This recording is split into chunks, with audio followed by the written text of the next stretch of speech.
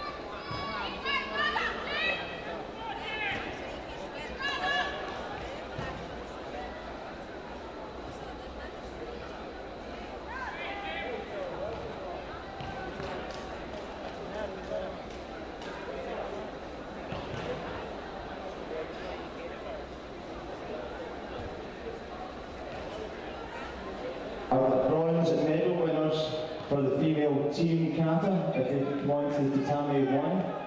Bronze medal winners for the team kumite, senior female team kumite. The two bronze medal winners can come over to the tatami 1. We'll do a medal presentation on the mat.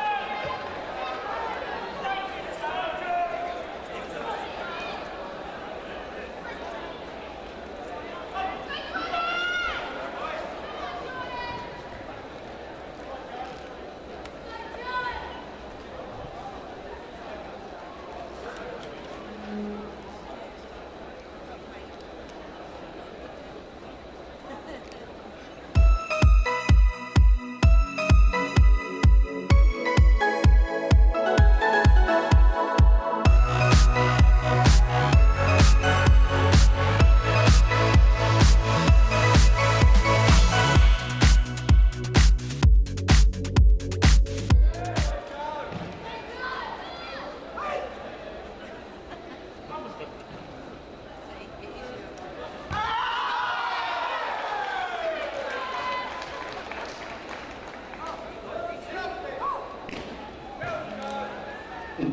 and gentlemen, a medal presentation in Tatami 1 is the female senior teams. In joint third place we have BIKO.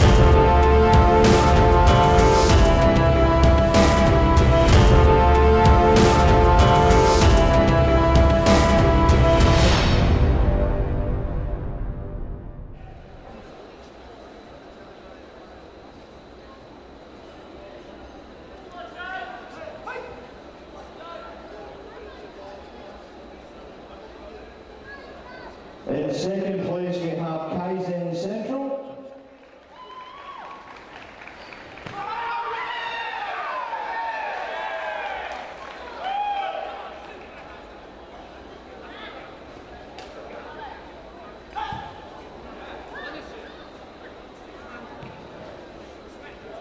And in first place in today's champions are Frontier Karate Association.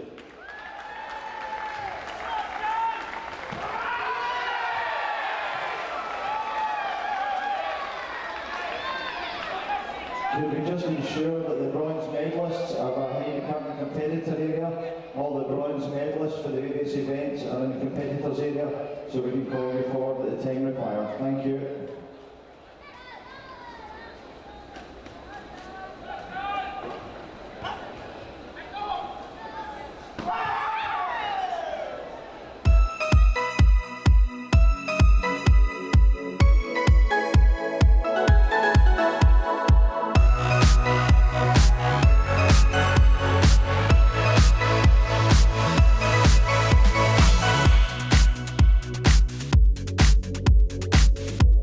First two individual competitions will be the male junior, minus 55 kilograms, and the male junior, minus 61 kilograms.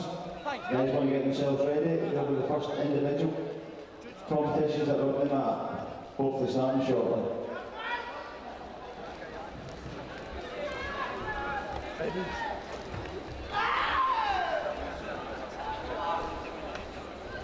This one being used, it will be, won't it? I won't get one.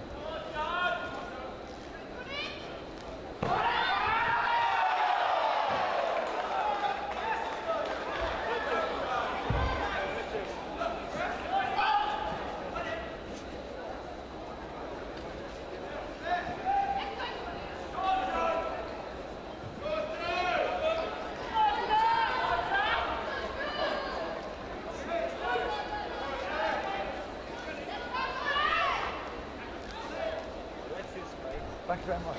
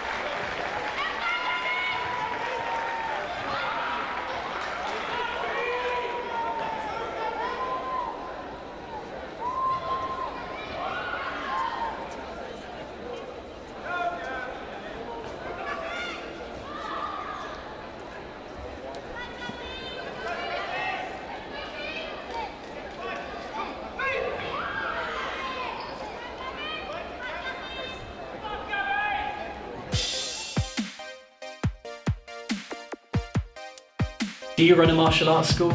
Do you love to teach classes but don't quite like the admin? Do you want all of your student information at your fingertips 24/7? Are you struggling to collect and keep track of your membership fees? Leave it all to us. Established in 1967, we were the first tuition billing company for martial arts schools in the UK. We offer a full service package of fee collection, software and business coaching. Whether you're a startup business with small numbers or a multi-school operator with hundreds of members, our systems and tools are here to help you. EFC are experts in offering support and coaching for martial arts schools. We strive to be a dependable, trustworthy support service, and we like to build long-lasting relationships with our clients. We are so confident in our offering that there is no tie-in, and new clients even benefit from 1 month's free service when they join. We've helped thousands of martial arts schools worldwide achieve their business goals. Contact us today to find out how we can help you.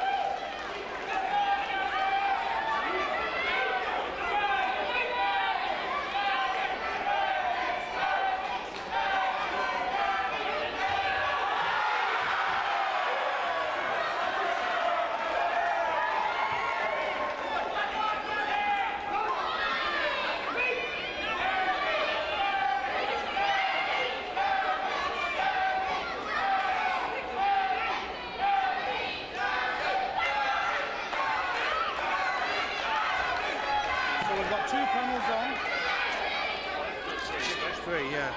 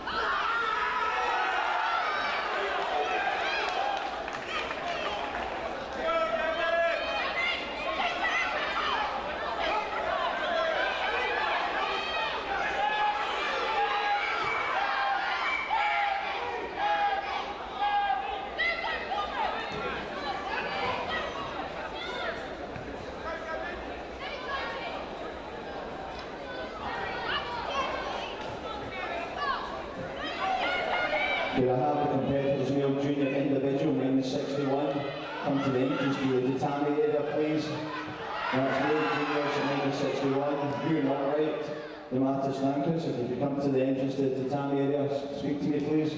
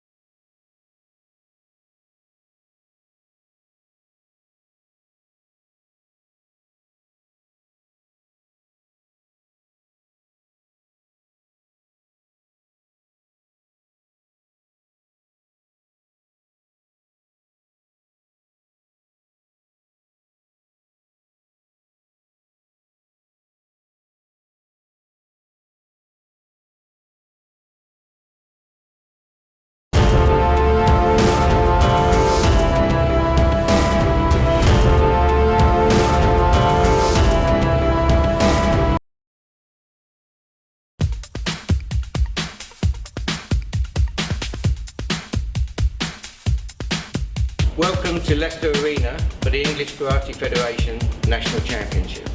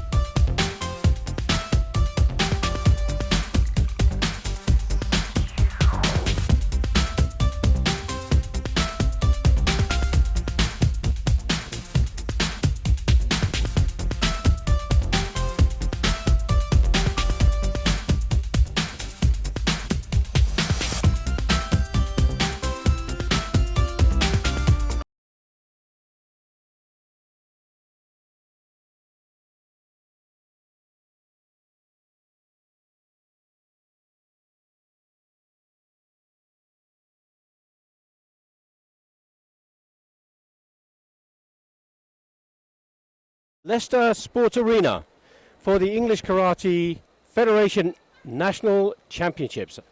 I'm Billy Brennan, and joined with me is Davin Pack,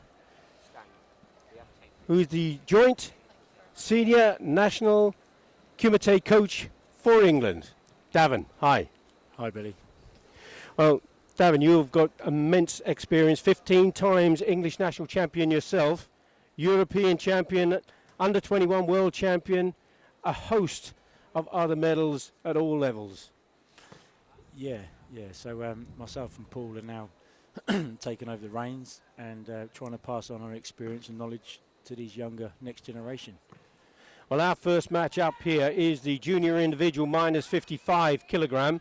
It's between Jake Haynes for Bushido and Isham Rashid of Uichiru.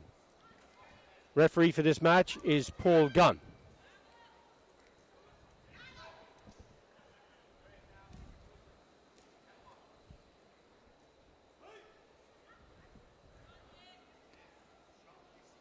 The referee going to give a warning here for passivity.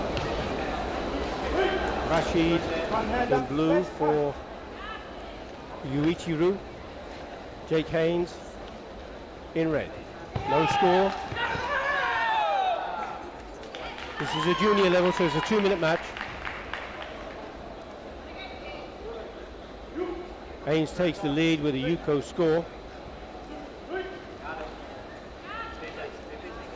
But he also has the Senchu advantage because he has an unopposed score. So Davin, what do you think of the new rule with Senchu? Mixed about it, really. In regards to like the junior level for 2 minutes, it sort of changes the fight. Seniors, juniors tend to sort of take the first point and sort of hold a little bit more now. It's all about that first clash. Seniors, it does open up some fights.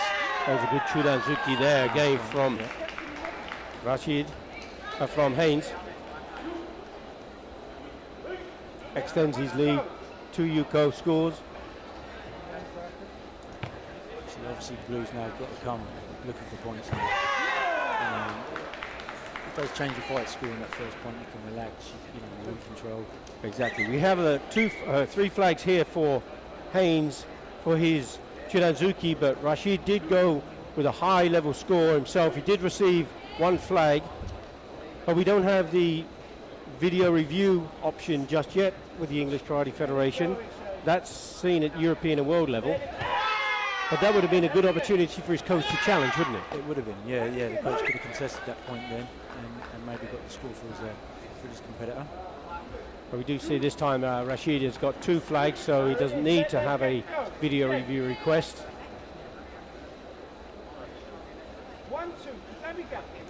Still have Haynes leading the match. 3 points to 1 and the Senchu advantage. He's just received he will receive another score, Yuko, with 3 flags, and yet again Rashid has a single judge support and no opportunity for challenge.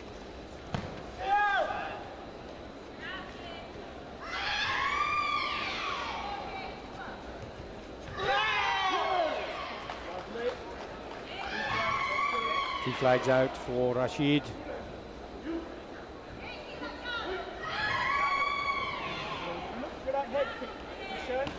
Four points to 2. Haynes still leading. Rashid goes over the top with the Jodanzuki. Referee just checking to see if there was an excessive contact. I look pretty good from here though as a score, but the referee is in a much better position. He's penalised that because it has to just be skin touch, doesn't it, Davin? Yes, that's at the junior level. Chuda Mawashi there right in front of us here in the commentary position from Haynes. That was a good Chuda Mawashi, wasn't it? Very good, very good. Nice and strong. Rashid certainly felt that. He's bending over as a result, but he does have the mandatory chest protection. Yeah, maybe a little bit more conditioning needed there. Are either of these part of the national youth team, or? Not at the moment, no. Obviously, they have to go through their regions and come up international level. We have the selections later on this year for the Under-21 World Championships, which these guys will be probably no doubt selected enough for.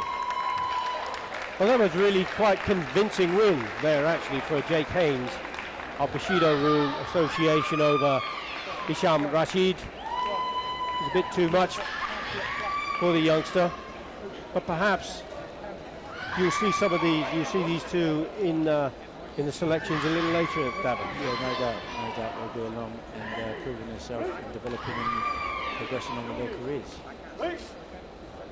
And you working as joint national coach with another world champion, former world champion, Paul Newby. Yeah, myself and Paul are running the show at the moment. Like I say, we're sort of sharing the responsibilities, which half the load. Just makes our decision making a little bit easier with two minds rather than one. So with that, we're trying to develop a young squad, bring on the next generation, and it seems to be working well at the moment. So a lot of potential coming up for both under-21 junior cadets and seniors. And you had the most recent one was the championships in Sofia in Bulgaria.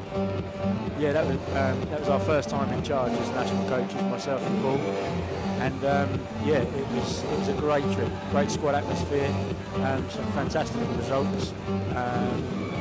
Not just people going out now early doors, a lot of people getting through the rounds, getting back in repechage. So losing to the people who got to the final. So we're sort of back competing now. We actually got a bronze medal in 21 with Joe Calloway, who's actually fighting in the final later on in 175 kilos. So it'll be interesting to see how we get matches today. It will indeed, it will indeed. We're now moving into the junior individual male -61 category. This is between Ewan Allwright, Associated Karate Schools in red, and Damantas Stankas of Shojin Karate Kai in blue. Referee for this match, Carl Jorgensen.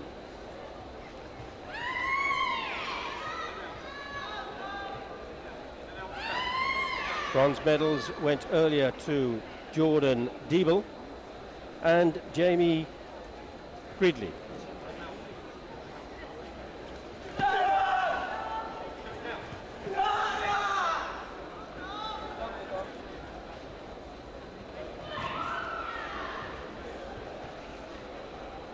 Although we do have the sensual rule, both of these players are staying in the centre of the area. And this English Karate Federation National Championships has been running over the last 2 days. You can see there are one now of 6 tatamis earlier, 5 tatamis still view here, and this is the finals. We have a contact violation category 1 against Allwright.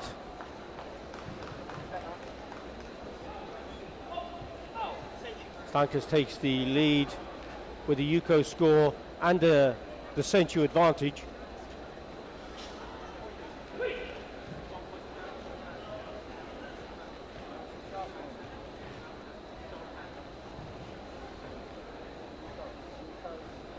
see this really quite high bouncing star from Ewan Allwright in red against this fairly static Stankus. What do you think of the tactics here, the strategies, Davin?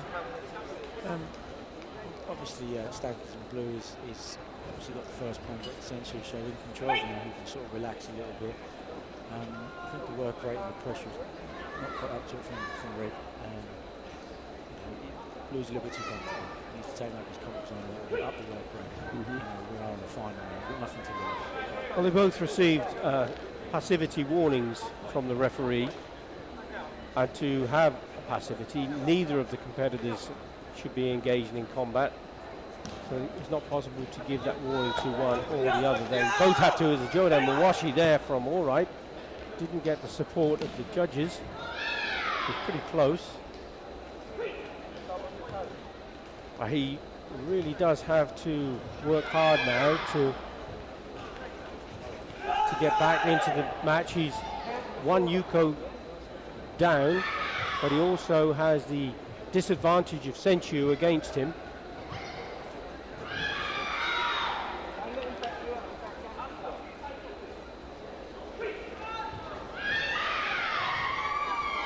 Now the coach of Allwright, Anthony Barrett, he's got to come up with the goods to try and get these players back into the match. Both quite young, these players. Allwright just 16, but there's a Jordan Mawashi. Really, really good from Stankus. Good control. Referee just going over to check to make sure that it wasn't excessive. Goes for the Ippon score. Stankus now leading 4 points to 0 and Senchu advantage. Been training for 8 years in Bishop Stortford as Ewan Allwright, so he's got to work quite hard to come back if he is going to challenge Stankus.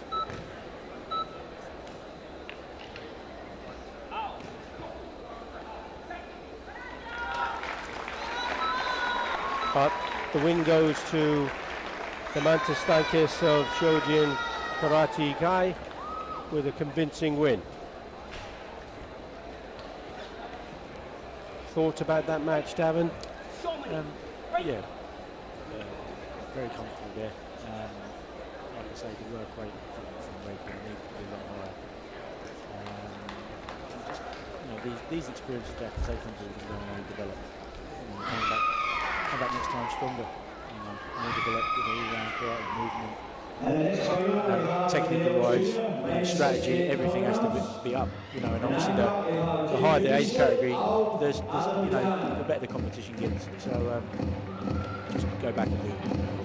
Work harder in the clubs.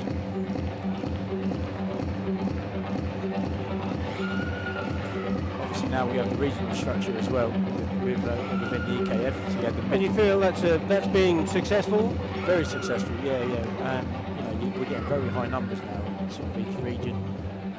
Some quality coaches there in every region. So part of the national squad, they have to attend the regions. They have to come for the regions to get on national squad. So we have a structure in place now to sustain it and bring on the younger athletes, develop them, getting them back to up to where we were.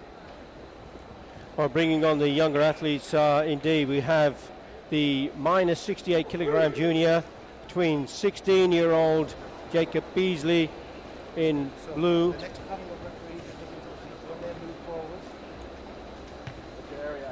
and his opposition here, Adam Bujama from London Eagle Karate. Referee for the match, Naraman Jeddi, who recently qualified as a WKF world official in both kata and kumite.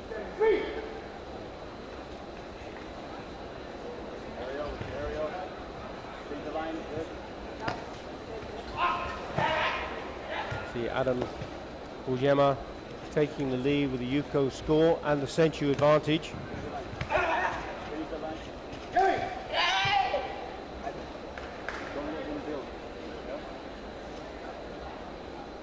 Again, that Senchu move, as soon as you get that first point, you can see the guys relaxing a little bit more and pressure kind of ease off.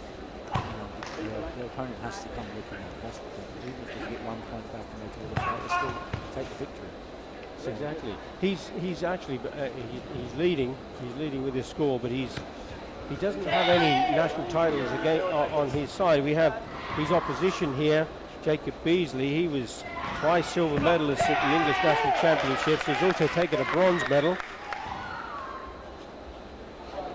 He's clawing his way back into the match. He's now 1 point apiece, but Ujema still has the advantage of Senchu. There's a good Gazamazuki off his front hand. The referee just double checking that there's no injury sustained from that, but he thinks it was an excessive contact, so calls for a category 1 warning. Doubly careful trying to get make karate strong again and there's a fine line between contact and the point, isn't there? there is, especially at this level when you've got this male junior, so it's still slight skin touch, but these guys are moving so fast nowadays, such athletes that a slight error is too much excessive contact, and they get penalised. There's still fine lines there between a contact and a point. But they don't have to make contact to score, can they? They can score up to 5 centimetres, in some cases 10 centimetres. So, because the criteria for Ippon doesn't include contact. No, that's correct. Yeah. So, these guys need to think about that and maybe add that to their strategy and their training. We saw just now that Ujema there, trying with Jordani Rakinuch, but once more made a contact, so he's now going to receive a Keikoku warning. Just 6 seconds left, 14 seconds left on the mat. The central rule again, he's just keeping away, just stretching Beasley out and running the clock down. Saw the hand, his hand pad came off, and sometimes it hits, but sometimes people will do this as a tactic, won't they, to waste a little bit of time. Absolutely, yeah. He's just, again, running the clock down. There's a Gazamazuki, but it looked like there was another contact, actually. This time he gets the point and the win. Yeah, very good fight. Oh, he was in command all the way through that, wasn't he? Like I say, once you get that first point, even Beasley scoring one back, he's still having to go. So, the guy was stretching him out. So he's done very well. Good performance.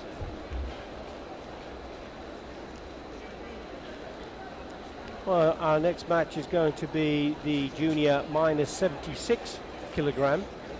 This time between Mitchell Thorpe, with a great deal of experience, his opposition Maximilian Pirlo of the British Institute of Karate.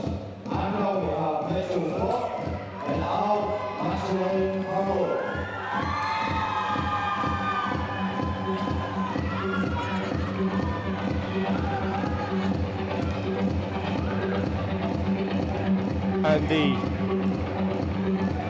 2017 English Karate Federation National Championships being live streamed for everyone here, made possible by the EFC Education Funding Company through MAaction. Referee for this match, Robert Lamb. Mitchell Thorpe for EKKA Karate Association in red. His opposition, Maximilian Pirlo of the British Institute of Karate Organisation in blue. Still a 2-minute match.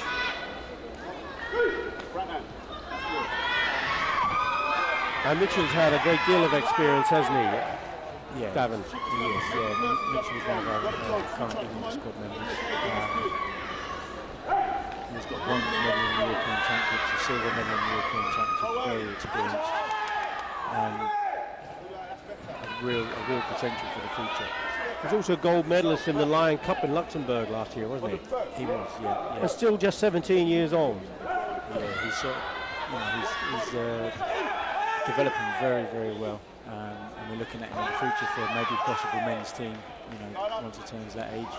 And you mentioned, Paul, you mentioned earlier about the regional setup, and Mitchell Thorpe's coach, Paul Harris, is one of your regional coaches, isn't he? He is, yeah. He's the head Midlands regional coach. So, you know, he's got a wealth of experience, and we know that he's being coached the right way, day in and day out on a weekly basis. So that's great reassurance from national coaches. Well, his opposition here isn't taking a great deal of interest in the fact that he has a great deal more experience than him. Max Emilian Parlo, at just 17 years old, he hasn't won at that same sort of level, but nevertheless, he is staying in there. He just received one of the flags from a judge, but the point goes to Mitchell Thorpe to take the lead with a Yuko and a Senchu. He's just extending that now with a further Yuko score, whilst Perlo also gets another judge, but to score a point he must have at least 2 judges support that view. So once again we see Dundee after that first point is being scored, then the action really starts to open up the match, doesn't it? Yeah, it does. You know, with this rule now, like the person who gets the first point, you know, the other guy has to come. The other person has to come, looking has to go. You know, to lose by 1, you might as well lose by 5. Like, in my eyes, you know what I mean? You have to go down fighting. Yes. Yeah, especially in a final. Especially in a final, anything can happen to the last 10 seconds. So.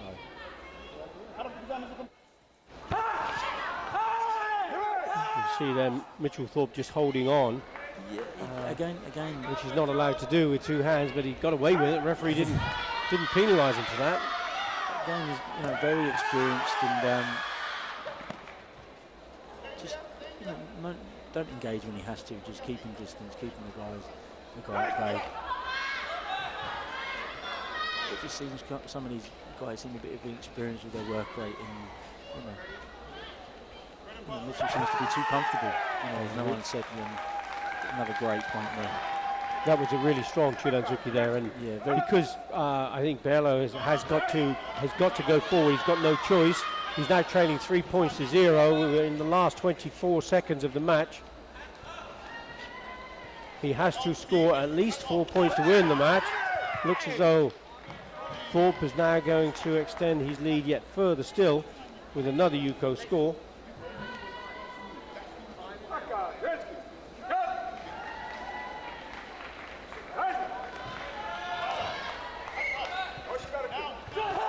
Toshibaraku just been called the last 15 seconds, and right on that notification there's another point potential, but this time might be a little bit too much contact. That's a great tactic that Mitchell's working there, drawing the opponent in and then springing get fast over the top. Very explosive fighter, isn't he? Very explosive, really good with his hands. Just seeing the first aiders having a look at that injury of Palio.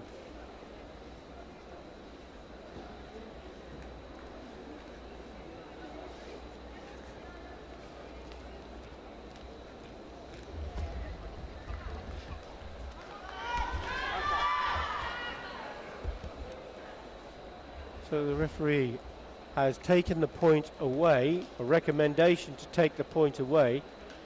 He should have support from the judges to do that.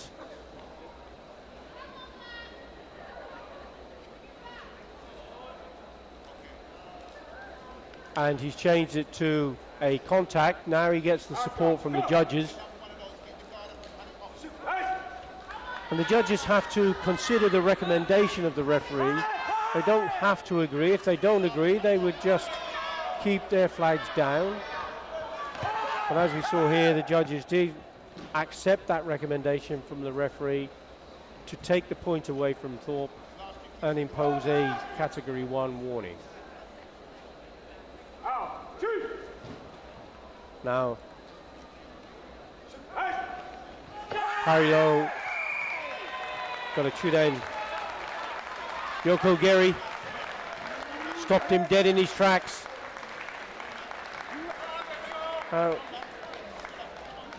It's really important. There's a fine line between excessive contact.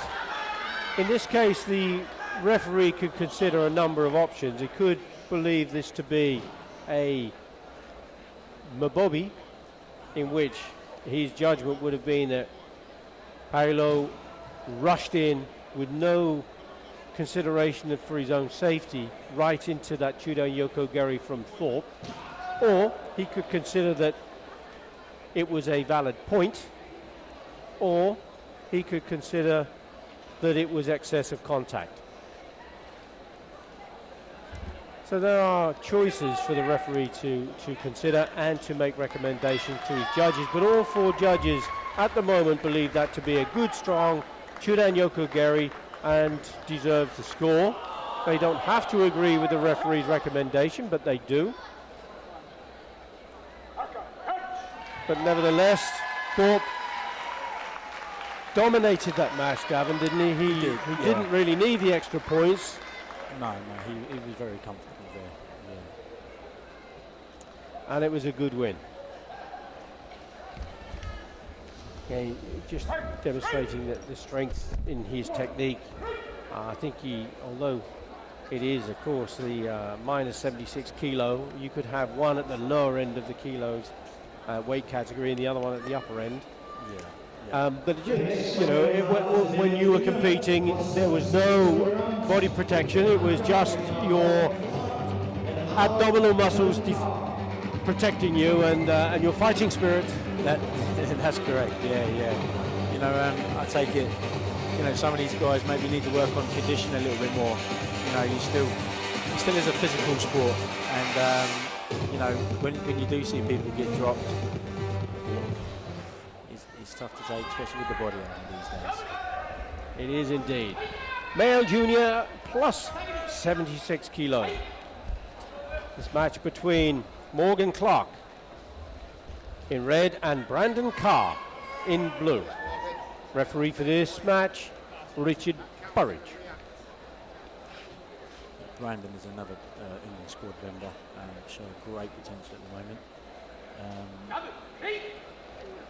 He's sort of won a few medals internationally, not yet cracked the scene on the European or World circuit. Brandon just opening up that, demonstrating his strength and ability to score with a great Chudan Kerry for a Wazari and Asensio advantage over Morgan Clark.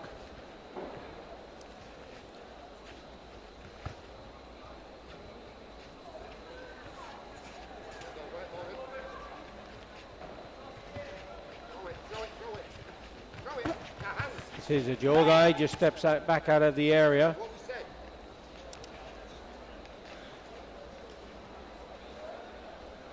Oh, Brandon Clark is trying to defend that position with that point.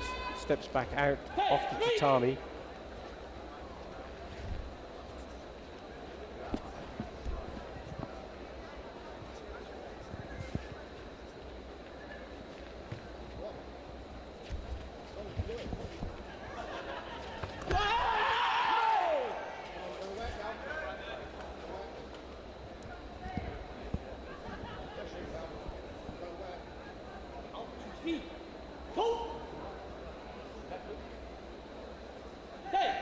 Oh, 3 points now with that lead.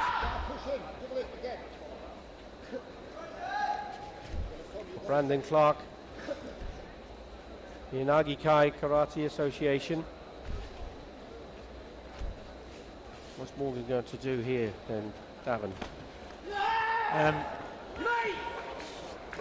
Just went straight into a Jordan Kerry there. Yeah, oh, Brandon to extend his lead yet further still. Yeah, he has great ability with both hands and legs. You see there, he's come up with his legs. Next minute, he's springing with his hands. An all-round fantastic fighter. So we have the Junior World Championships later this year, and the selections haven't been held yet. But what is the importance of the EKF National Championships on helping their position? There's a Jordan spearing Shiro Oromawashi. Oh, fantastic! Brandon there is a great timing. Great timing. You know, that's a 10-0 victory in the final of the EKF national championships, you know, you can't get better than that. Maximum points. Yeah, maximum points. You can't ask for more than You that. can't ask for more than that. So, you know, just again, proving his weight, proving his worth. Fabulous. That was a great win. There were some really, really good techniques there. That final, Yoshiro Uramawashi, just brilliant. Bronze medals went earlier to Joshua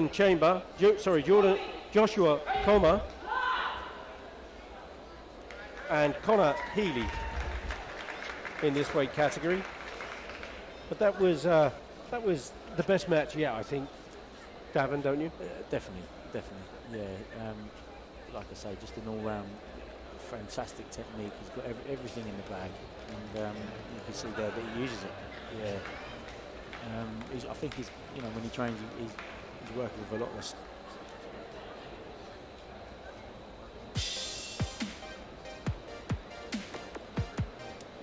Do you run a martial arts school? Do you love to teach classes but don't quite like the admin? Do you want all of your student information at your fingertips 24/7? Are you struggling to collect and keep track of your membership fees? Leave it all to us. Established in 1967, we were the first tuition billing company for martial arts schools in the UK.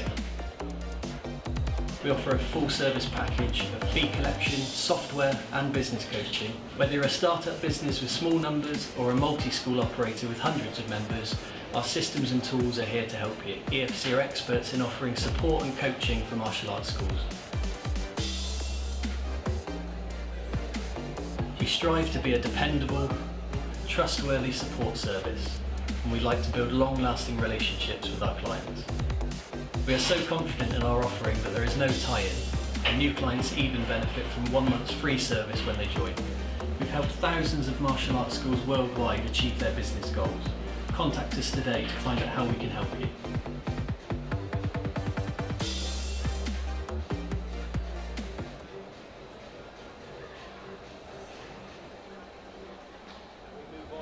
Okay, ladies and gentlemen, the next final we have is the female senior. Female minus 55 kilograms between, in red, Carla Burkett of Kaizen Central and Sophie Santillo of Frontier Karate Association.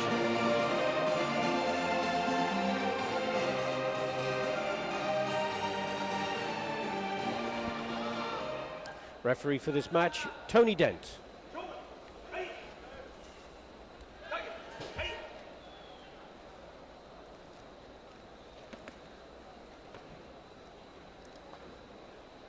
So, Carla Burkett, 26-year-old from Kaizen Central, coach, former world champion and national coach, or joint national coach, should I say, Davin?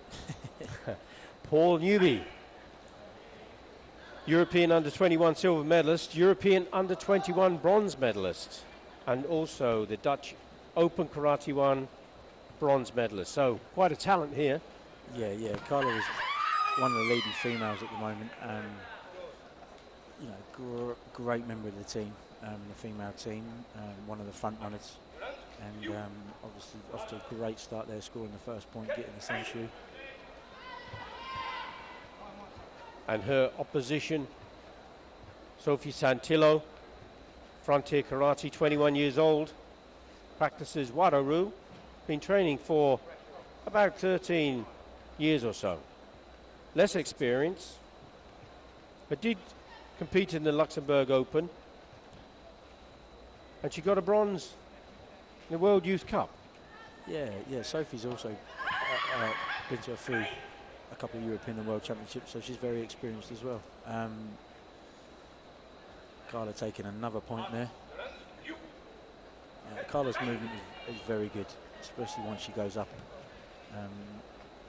Very evasive, very explosive. Mind you, there was a good Jodanzuki again, as you call that, from Carla Burkett. She's went over the top with that Jodanzuki. Sophie Santillo went low, but it wasn't extended enough. It was a bit too short, wasn't it? Yeah, just a little bit short on that one. Interesting how she threw the Jodanzuki and then followed it in, closing down the opportunity for a counter punch. Yeah, Is that right. something that you're coaching? No, not necessarily. It depends really. It depends on the fight situation. And the individual. In the individual. If they want to run the clock down and try and mess the opponent up, then yeah, you know, that can be a strategy. Obviously, we'd rather coming back to back with techniques and exchanging and looking for points like that. Exactly that. Following That's exactly what you did. Exactly. Do you think she heard what you were saying? I think so. I think she probably did. Yeah.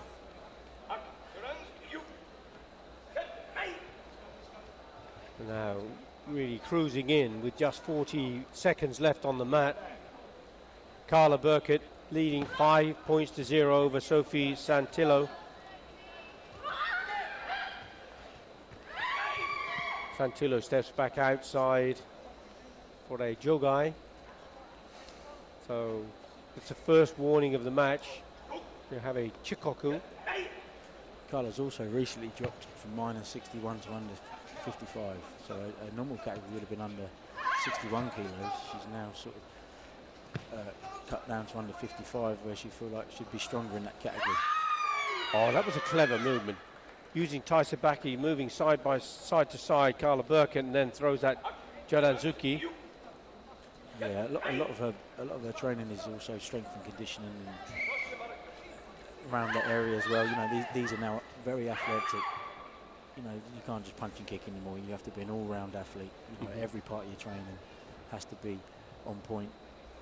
And you know, Carla's showing here that she has that every part of the game. We've got high hopes for up-and-coming Senior European Championships next month in May in Turkey, and she will be, you know, one of the main runners of the female team, and also she has the individual spot. So high hopes. Well, Carla she focuses all her time in karate. She doesn't get involved in any other sport. She's been practicing karate for 19 years, so tremendous experience.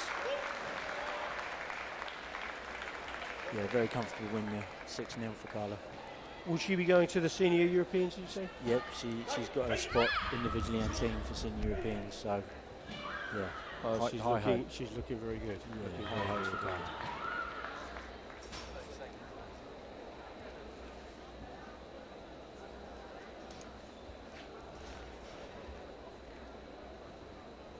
And how many people will be going off to the Europeans? We have 12 kumite athletes going off to the Senior Europeans, and also we have the kata. So 12 people going off to the Senior Europeans and also the kata, you said? Yeah, we have. The next final we have is the female senior, -61 kilograms. Staying with the female categories, senior -61 kilogram, Natalie Williams, British Institute of Karate.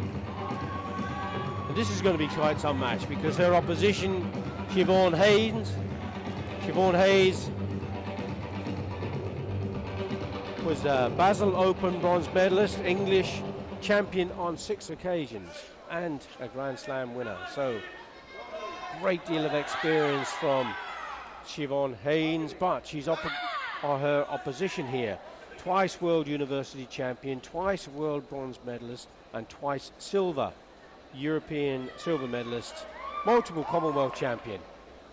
Amazing. Natalie Williams. Her coach is her father, Lloyd Williams. So this is a lively match. We see the center of the tatami being dominated at the moment by Williams in red. Throws the punch, comes in, clashes, but no score. Referee for this match from Ireland, Michael Hogan. Guest referee, world official.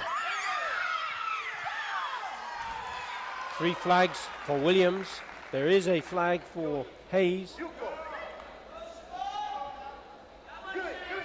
Williams takes the Yuko score and the Senchu advantage. You know an awful lot about both of these competitors, don't you, Darren? Yeah. Natalie's, you know, very, very experienced. Sometimes, you know, a couple of opportunities there, she maybe should have turned into points, you know, and have a bit more of an advantage there with the lead. Just, you know, has to be a bit cleaner. Siobhan has got to work against her now. You can't just bounce in front of Natalie. She's too experienced and too strong. Oh, close goal with Jordan Oramawachi, but Hayes just got a hand up there to block it, which was a really good defence. It was, yeah.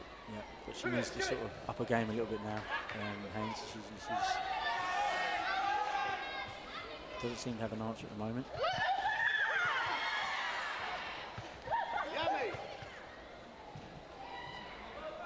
Trains in Skipton. She's been practicing karate for 20 years as Siobhan Hayes. Her coach is also former world champion Paul Newby.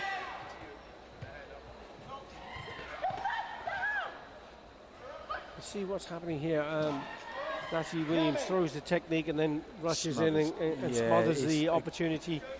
It's another tactic to sort of run the clock down, frustrate your opponent. She's too close to score on. She's working well.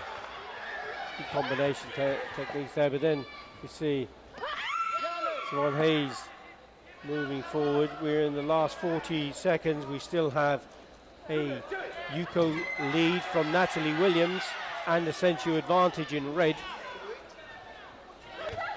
Tries going Kazamazuki, Chiranzuki low combination, but not really clear techniques as you said, Davin. Yeah, a little bit scrappy. The points need to be a little bit cleaner. Siobhan seems to just be bouncing in front of Natalie, and like I said, doesn't seem to have an answer at the moment.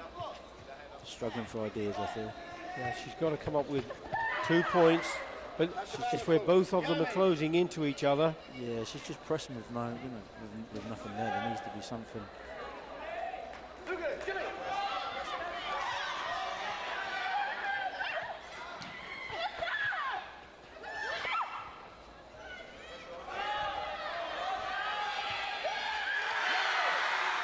There we have another good Zuki there from.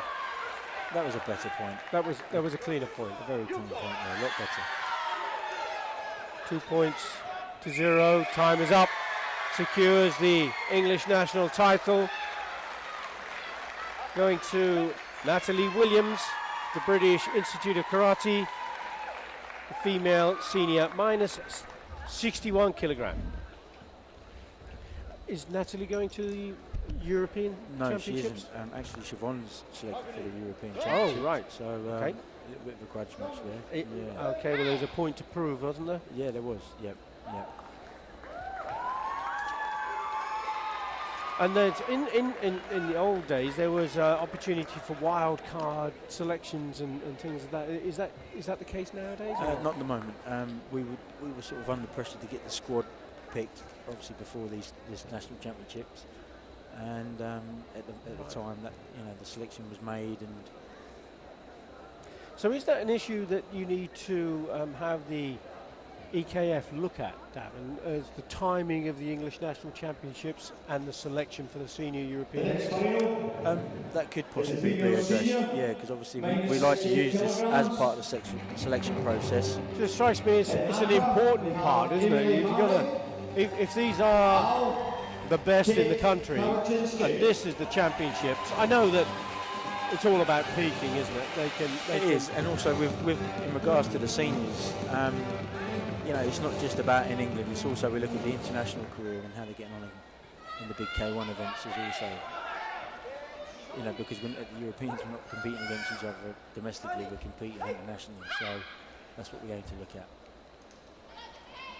Well, we have another senior minus 68 category here, this time Amelia Harvey in red for Central England Waterloo.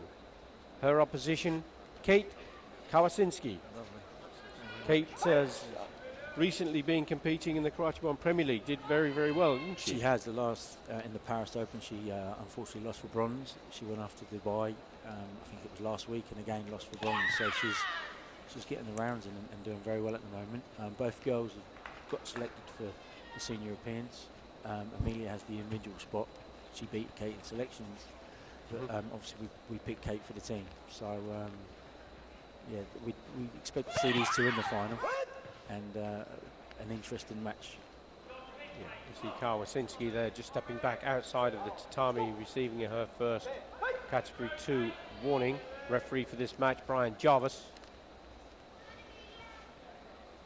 Amelia Harvey in red, World University bronze medalist in 2016, European University bronze medalist also in 2016, Karate One Premier League bronze. So all bronze medals at the senior level, but she's looking for gold here today.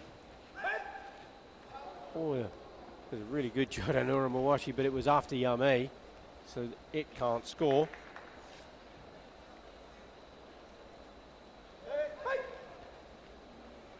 Bronze medals for this category going to Danielle Kirby and Yasmin Bromley.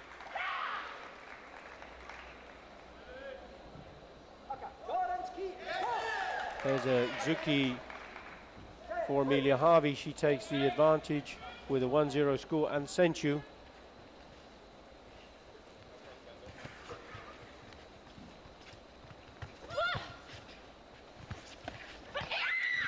Jordan Zuki again from Harvey.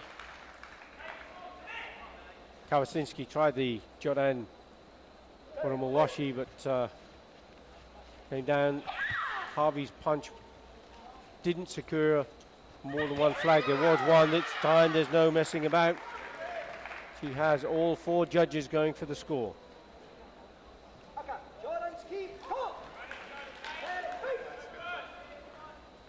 So Davin, what should Kawasinski now do to get back into the match? She's trailing 2 points to 0.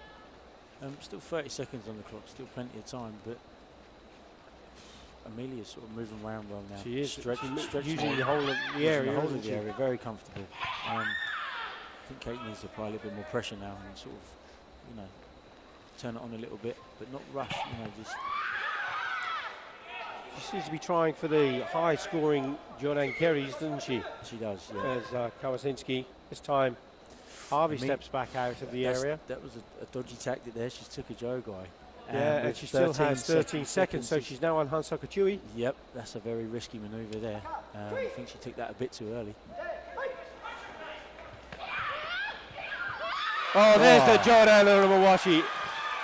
Spot on there, Davin, in your call, because she knew she couldn't step back again, which was her game plan earlier. Yep. She's on Hansoku Chui. She's only got 10 seconds left of the match. She's now succumbed to that high-scoring Uramawashi from Kawasinski. She's been teasing that the whole fight, hasn't she? So now it's Kawasinski who can take the opportunity for a Category 2 warning. Amelia needs to stay focused. She only needs 1 point, and then she will have the lead on Senchu. She will indeed. So Kawasinski's not. She's now can't step back. She's now on a. There's the point. There's the point. Kawasinski step back, wound off to the side, and it was Harvey who then drew the score. 3 points here each. But because she had the Senchu advantage at the beginning of the match, she takes the win. Good tactics, great tactical match. Very, very good. Both using the rules to full advantage there. Like I say, last second she nicks it back, and that Senchu rule, well, you can see, changes fights. Very, very good fight. And it makes it a very positive kind of finish to matches nowadays, doesn't it? With that Senchu. And especially, like nowadays, the athletes can't necessarily run and evade too much. They're going to get penalised. So I think what you were saying early about moving back was really good.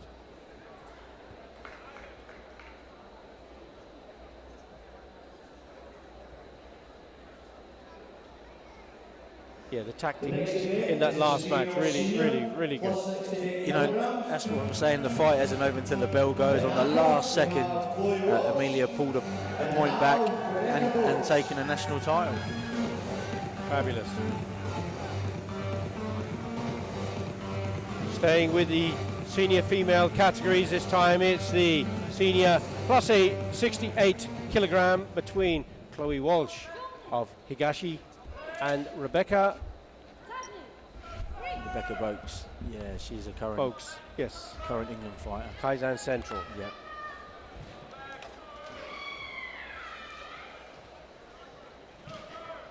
Oaks is British International Open champion. Won the Basel International. She's been English team champion in 16-17. Just 18 years old.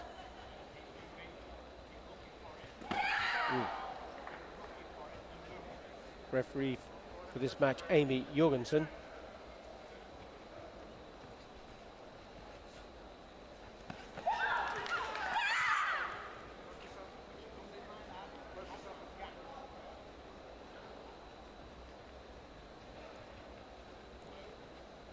Chloe Walsh, Higashi, is 20 years old.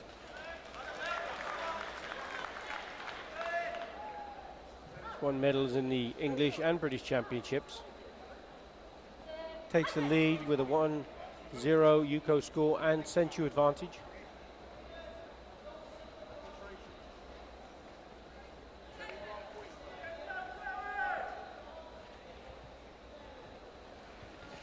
Oh, wow, that was a really good job, Nora Mawashi. Fabulous timing.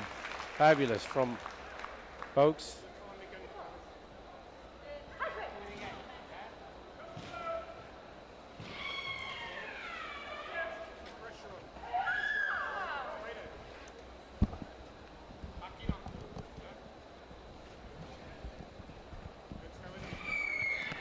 And again that Jordan Oramawashi, but this time only one flag.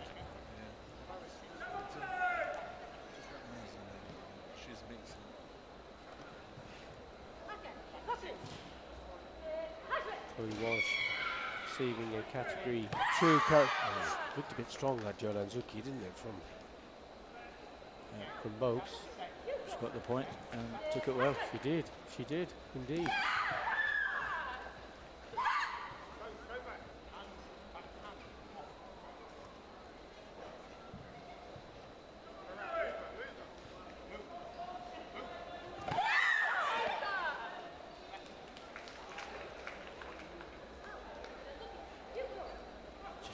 Rattling the points up now, very comfortable from Rebecca. Completely in control, isn't she? She is. 6 points to 0 and Senchu advantage. Just 30 seconds left of the match still to go. Not sure here what Walsh is going to be able to do to get back into this match. There's another Jordan Uramawashi. That takes her over the 8-0 advantage. So she's got a clear score. Match will be stopped at that point. Pretty clear cut that one, wasn't it, Davin? Yeah, very comfortable there from Rebecca.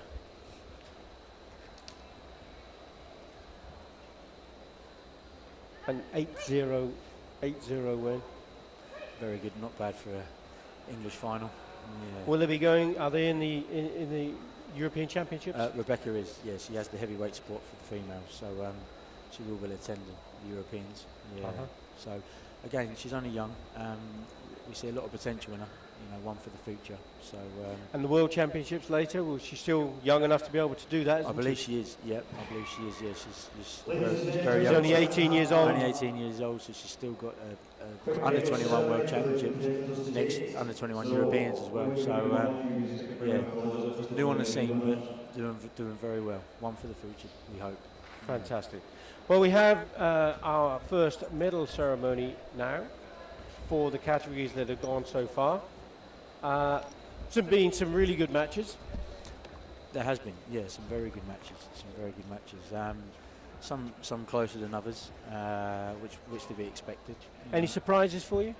Not really, no. I thought everybody did their job who was supposed to. The people we see in the final, the ones that are a little bit touch and go, on another day it would have been the other person. But no, very, very good. Very good finals.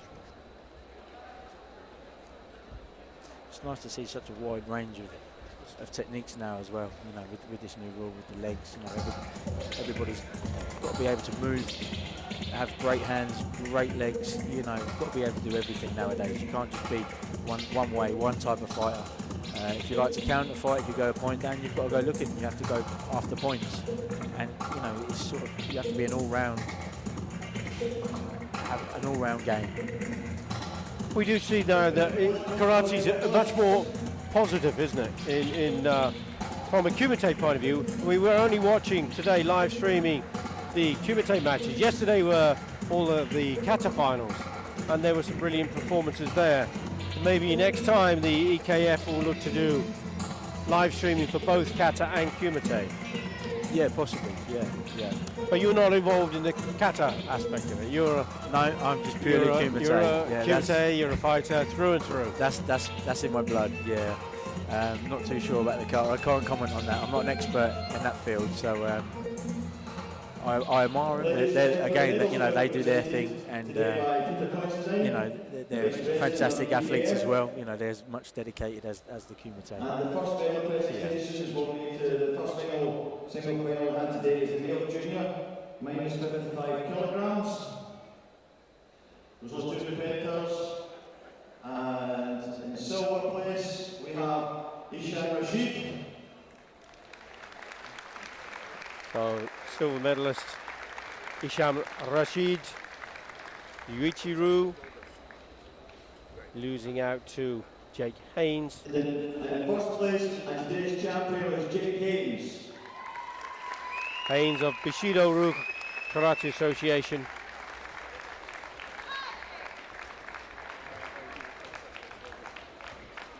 Just receiving their medals from the EKF Vice President, Mr. Peter Constantine, who has been largely responsible for bringing these championships together, moving the venue from Sheffield down here to Leicester. It looks like the venue is done particularly well, Davin. Yeah, it seems a lot better. It seems a lot better set up. The general feeling amongst the coaches and athletes, that, you know, is very positive.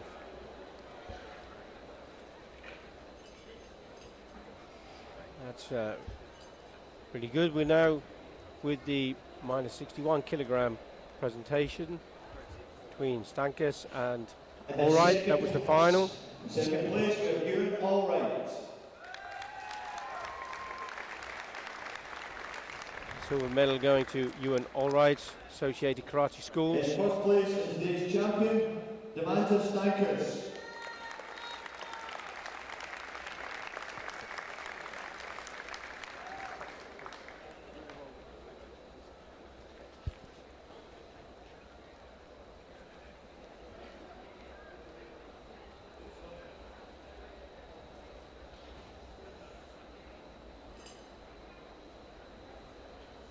The next category we have is the male junior, minus 68 kilograms.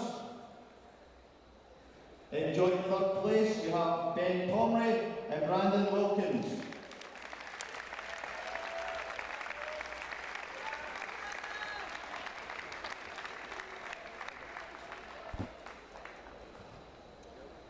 Ben Pomeroy, Brandon Wilkins, bronze medalists. Jacob Beasley taking the silver medal. And in first place is today's champion, Adam Bajam. Adam Bajama taking the first place and the English National Championship title.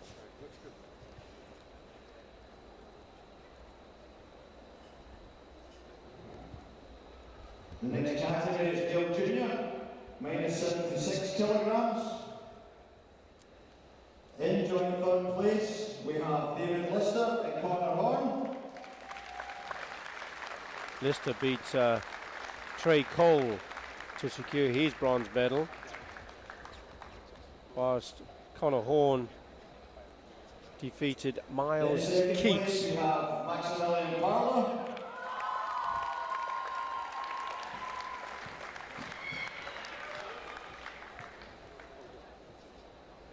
In first place, and today's champion, Mitchell Thorpe. Mitchell Thorpe, quite a strong competition there, and he's Chudan Yokogeri right at the end of that match. Although it was deemed to be excessive in contact, he just dominated the match. He did. Very powerful. Yeah, Junior very plus 76 kilograms. Enjoying third place, we have Joshua Comber and Connor Healy. Joshua Komba, Federation of Shotokan. Connor Healy, United Styles.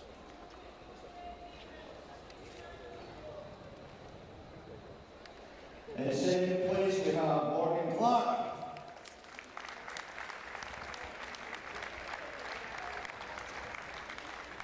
Morgan Clark taking his silver medal And in first place is today's champion, Brandon Carr. from Brandon Clark.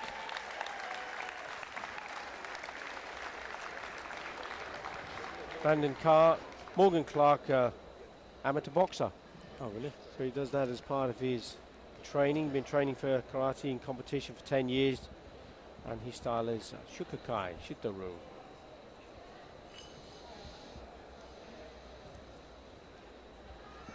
Medal presentation to the female senior, minus 55 kilograms.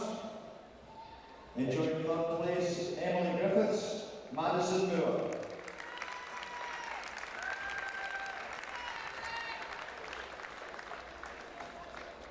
Bronze medal is going to Emily Griffiths and Madison Moore. Okay, second place, we have Sophie Santillo. Santillo, 21 years old. And in first place is today's champion, Carla Burkett. Practicing Wadaru karate for the last 11 years. Her opposition and gold medalist Carla Burkett. Trains with your joint national kumite coach Paul Newby in Keeley. Female senior, minus 61 kilograms now.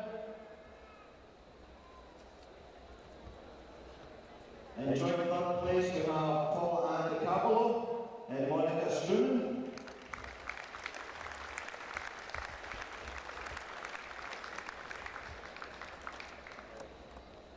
In second place, Siobhan Hayes.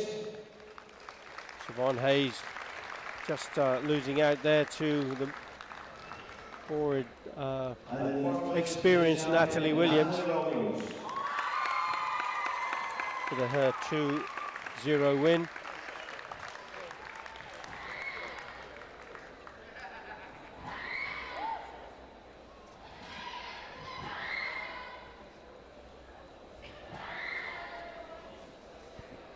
Female senior, minus 68 kilograms. Enjoying third place, Danielle Kirby and Jasmine Pomeroy.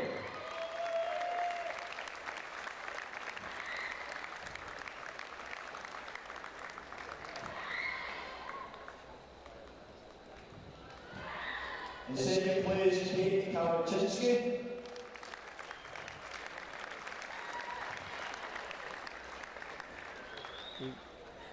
Kate Kawaczynski just needs to change a little. She's getting so close to these winning positions, isn't she, Davin? And there's just not quite finishing. Yeah, Not yeah. sure what. How can you put your finger on what she needs to do? No. Okay. I just every time she's getting very close to medals and just slightly falling short. You know, hopefully she'll come good and it'll all click at the Europeans for the female team. Great team lineup coming up for the females, for the Europeans. So hopefully they gel as a team, pull together, fight for each other, Yes. and get the result they deserve.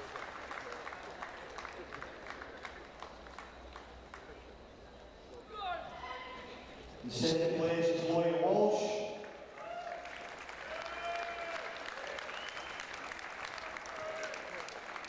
The first place is today's champion, Rebecca Box, sorry. Well, that was a good win from Rebecca Boaks, wasn't it? Yeah, very comfortable, very comfortable. dominating the match.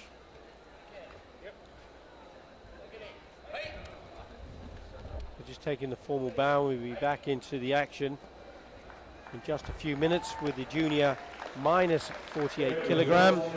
This will be again female match between Chloe Salisbury of Uichiru and Chloe Liddon of Independent Karate Schools.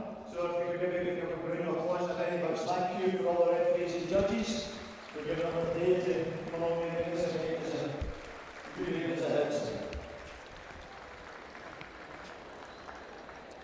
Well, the first half of the gold medal finals, Davin, have been pretty impressive in places, and some very quite cagey matches, but other really quite exceptional points scored. There was, yeah, full range of all kind of techniques, tactics, strategies. Great to watch, and no doubt more to come with all the male senior finals. Some very tight fights there, some great matchups. Look forward to watching. I would like to predict who's going to win some of these. Oh, we've got some of the England's big stars in the lineup. We have, yeah. There's a couple of great matches.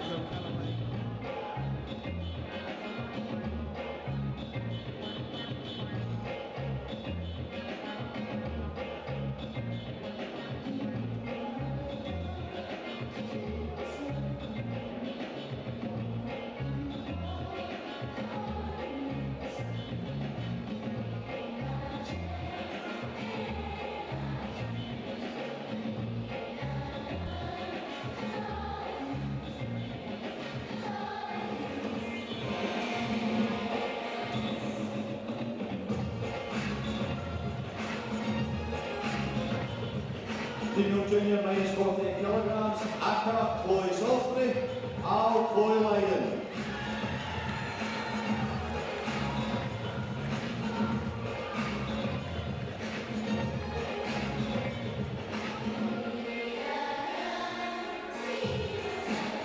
Oh, in red for Uichiru, Chloe Salisbury.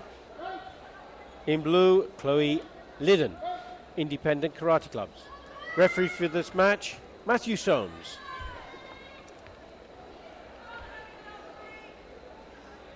Junior minus 48 kilograms.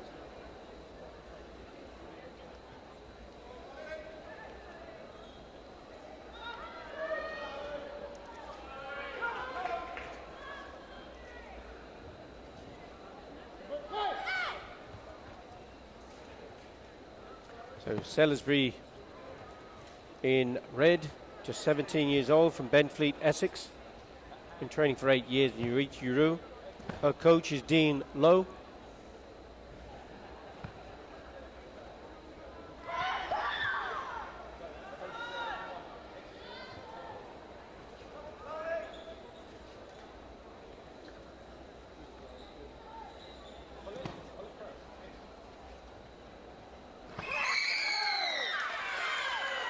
Good score there. Chloe Liddon taking the lead for the Yuko.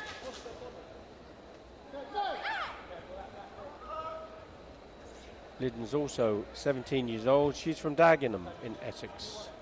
Her style is a Wateroo.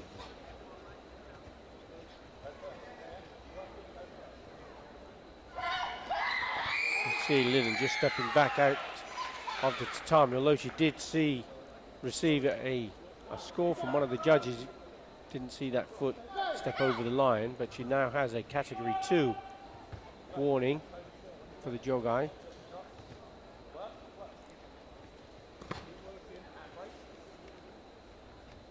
What about these players, Davin? Yep, they're both part of the squad in the setup. Chloe Lyden actually went to the Junior Europeans in Bulgaria at the start of the year. Bit unfortunate. Came up a little bit short. Didn't fulfil her potential. But both athletes, great potential for the future. These young girls. See Lyden just stepping back outside tatami again. She's now on a keikoku. Have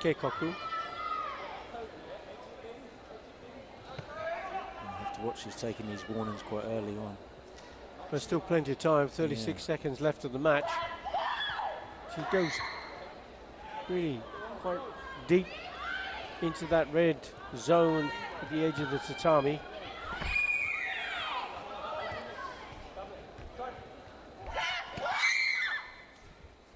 Turns there quite cleverly. Yeah.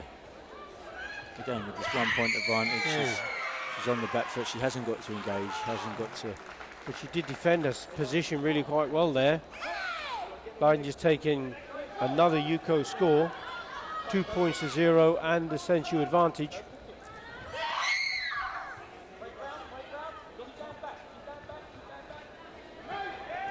He deliberately steps back out.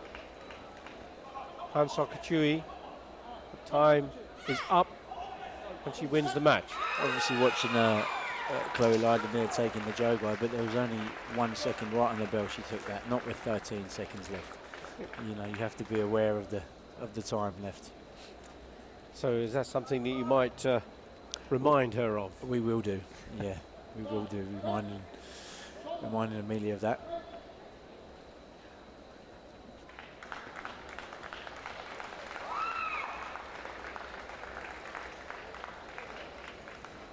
Next match up is the female junior minus 53 kilogram. This time between Emma Plumley, Shirai Karate-do and Maisie Raymond, EKKA Karate Team.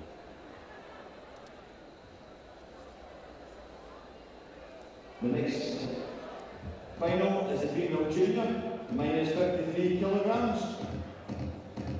In Accra, we have Emma Plumley and Al Maisie Raymond.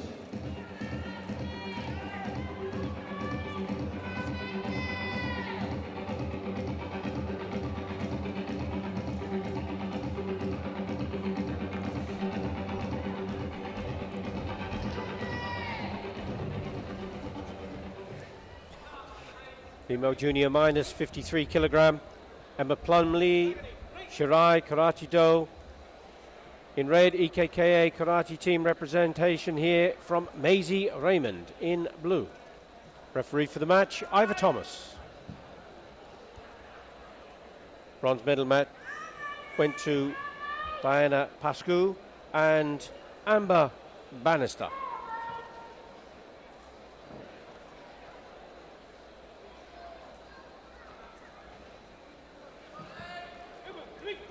Raymond here in blue took the Polish international silver medal last year, also been English national champion, and a silver medal in the Luxembourg Lion Cup, which is a big competition, isn't it, Davin? It is, yeah. Very well supported from England, with great calibre fighters there, and a big one to do well at. Her 16-year-old opposition here, Emma Plumley, been training for 6 years. She hasn't any major wins under her belt yet, but she's got at least a silver medal to come here at the English National Championships. And taking the first point now. And she's taken the first point and the Senshu advantage, so perhaps a gold medal on her way and an English National Championship title.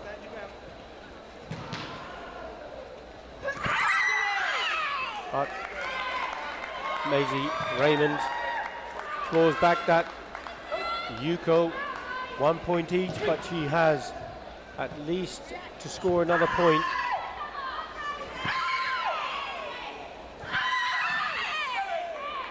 You see 2 flags here from the judges for Plumley, 1 flag for Raymond. Plumley takes back that advantage with an additional Yuko score and still has the Senshu.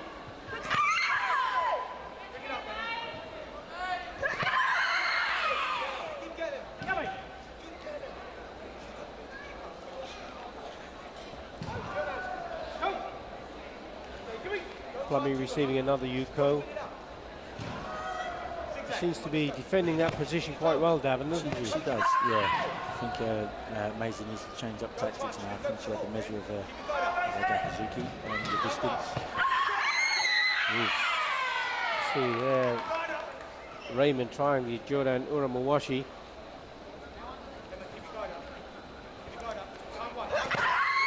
Let's see, quite a strong punch there from Plumley into the face of Raymond.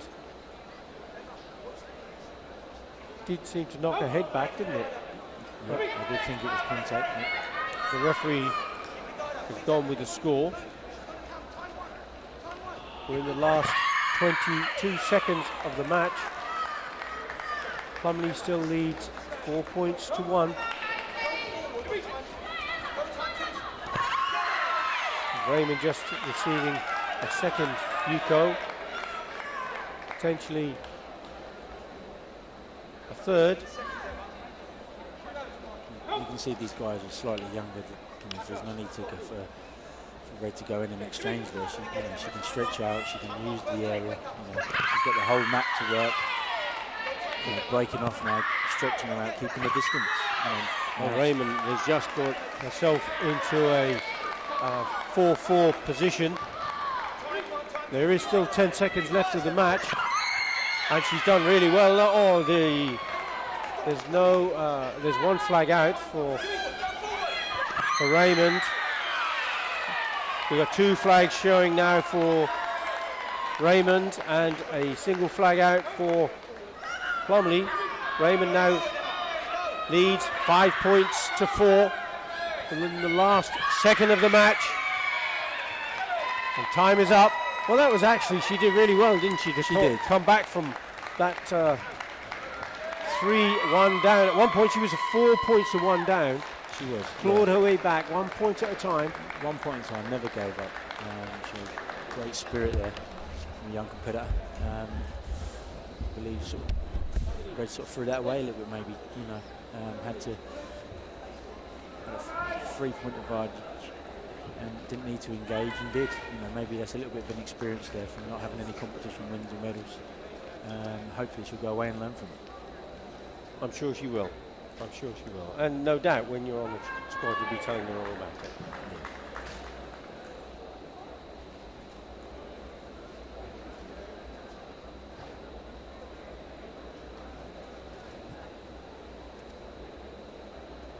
The next trial is the female junior, minus 15 kilograms. Female junior minus 59 kilograms. In red for EKKA karate team, Georgina Lawson. In blue for Kaizen karate, Lily Smith. Bronze medals went to Gabby Trommans and Katie Griffin.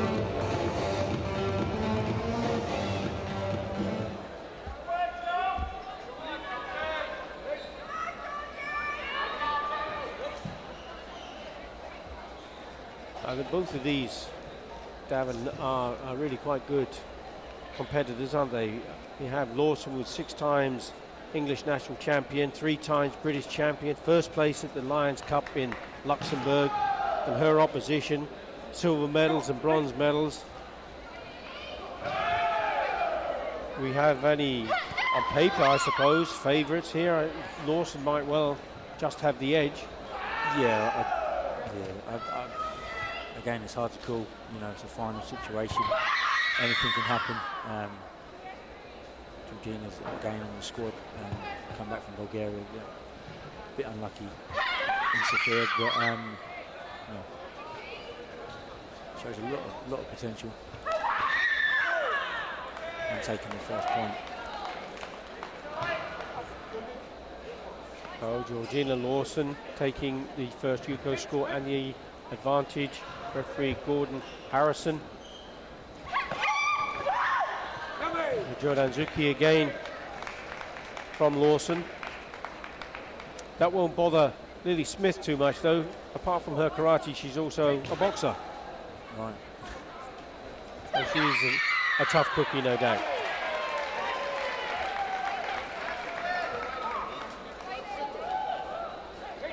Lily Smith gets a point for herself now.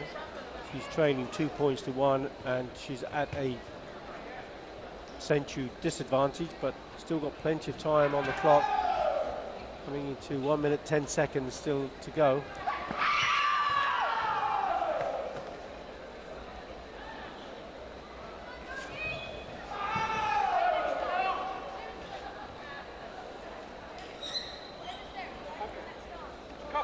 They have Lawson stepping back outside of the area. That's a Jogai warning, category 2.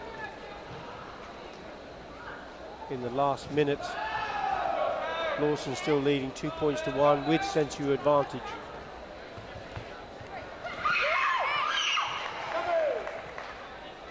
You see there that Lily Smith coming in, holding on with both arms. She's allowed the benefit of the doubt. Referee continues with the match. You see Lily Smith's not phased at all by the experience of Lawson. She's moving forward quite happily here, Davin, isn't she? She is, yeah. Doesn't seem much panic to her. She seems very composed.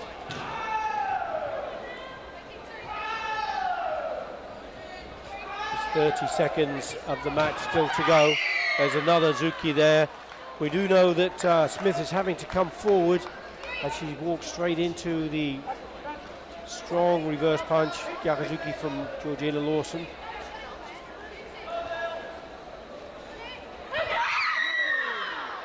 So we have another Chudanzuki defensive position from Lawson in red. In the last 20 seconds, you see the Encho Sen, Toshi Baraku sound.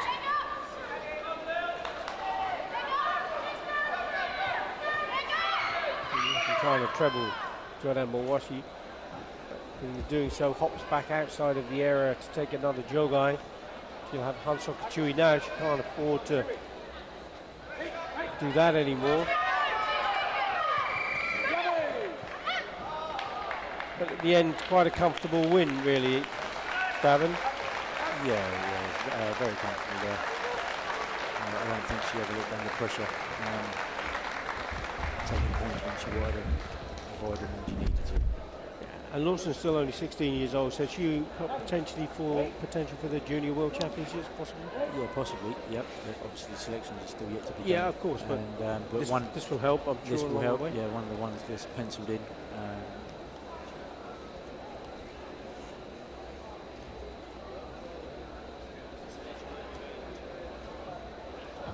Do you run a martial arts school? Do you love to teach classes but don't quite like the admin? Do you want all of your student information at your fingertips 24/7? Are you struggling to collect and keep track of your membership fees? Leave it all to us. Established in 1967, we were the first tuition billing company for martial arts schools in the UK. We offer a full service package of fee collection, software and business coaching. Whether you're a startup business with small numbers or a multi-school operator with hundreds of members, our systems and tools are here to help you. EFC are experts in offering support and coaching for martial arts schools. We strive to be a dependable, trustworthy support service, and we like to build long-lasting relationships with our clients. We are so confident in our offering that there is no tie-in, and new clients even benefit from 1 month's free service when they join. We've helped thousands of martial arts schools worldwide achieve their business goals. Contact us today to find out how we can help you.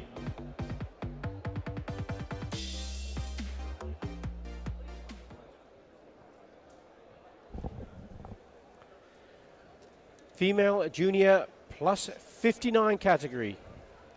This is between Jade Atfield of Roding Karate Club and Lydia Willett of Kaisho Karate Club. Bronze medals went to Alex Williams and Megan Hill.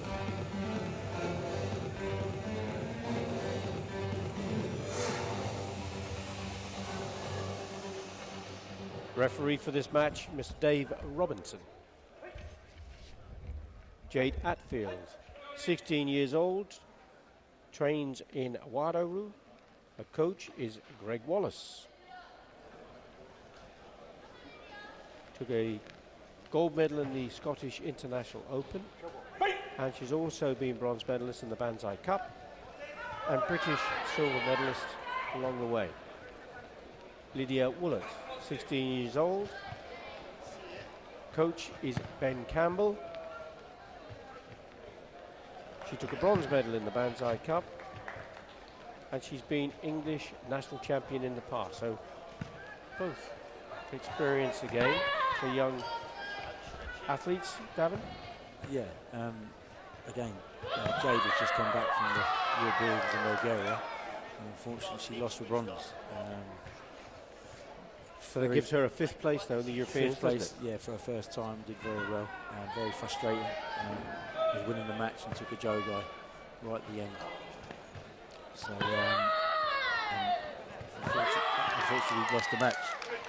There was a good Judanzuki from Jade Atfield to take the first point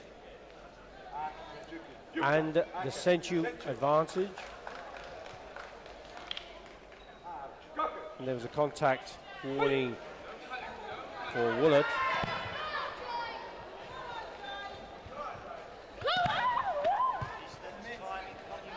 Yeah, Jade is very, very composed and doesn't have anything unsettling at all.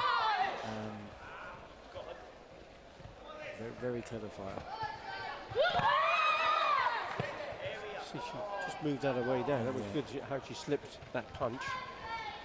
And got back into the centre of the tatami.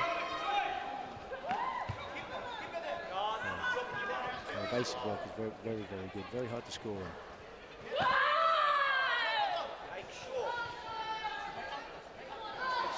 Coming down to the last 30 seconds.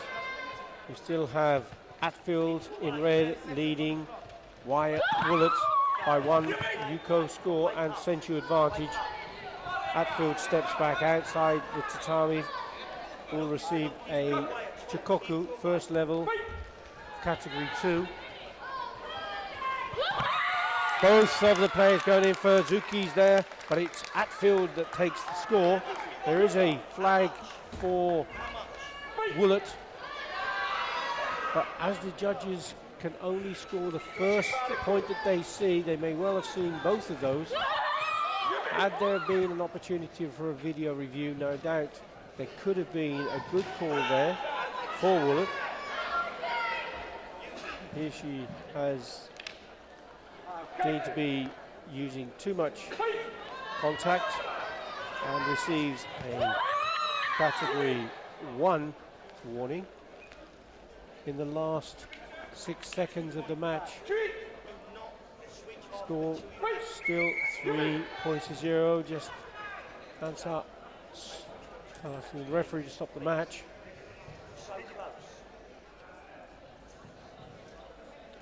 Just double checking on the scores and the times. There's 5 seconds left on the mat.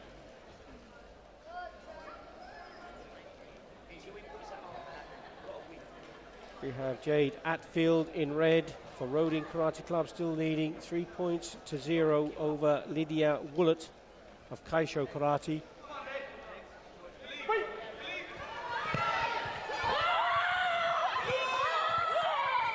Tries it all she can to get in, but it's Atfield who takes the win and the English National Championship title for the junior plus 59 kilogram category. Meant a lot to Jade, that result there. Indeed, yeah, she was celebrating there. Yeah, really good, really important to her. All the hard work, dedication, all paid off today.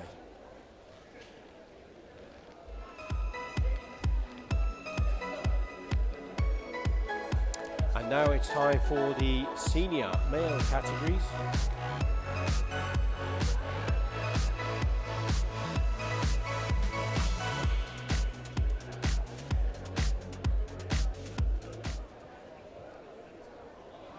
Now we have the senior male category, minus 60 kilogram. This will be between Ross Matteo, Karate Do Federation. He'll be coming out in red for Aka. His opposition, Dean Bannister, Kaizen Central.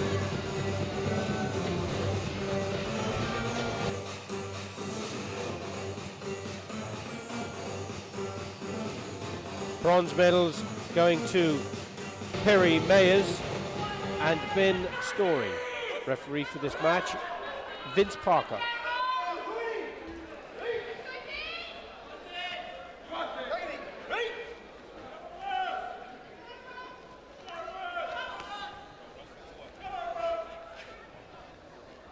So Matteo, 27 years old, from Stratford in London.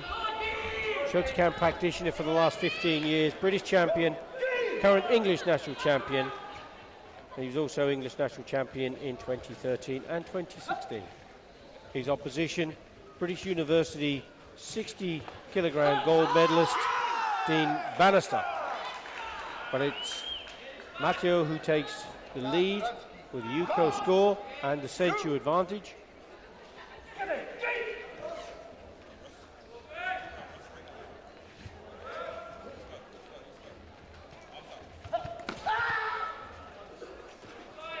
Can you tell us a little about these players, Davin? Yeah, none of these two actually have been selected for the senior Europeans. But they are a part of the squad. They train with the national They squad. have been trained with the squad in the past. Perry, Ross has actually been to European World Championships before. That's Matthew in red. Yeah. Yep. And they're very good fighters. This will be a close one.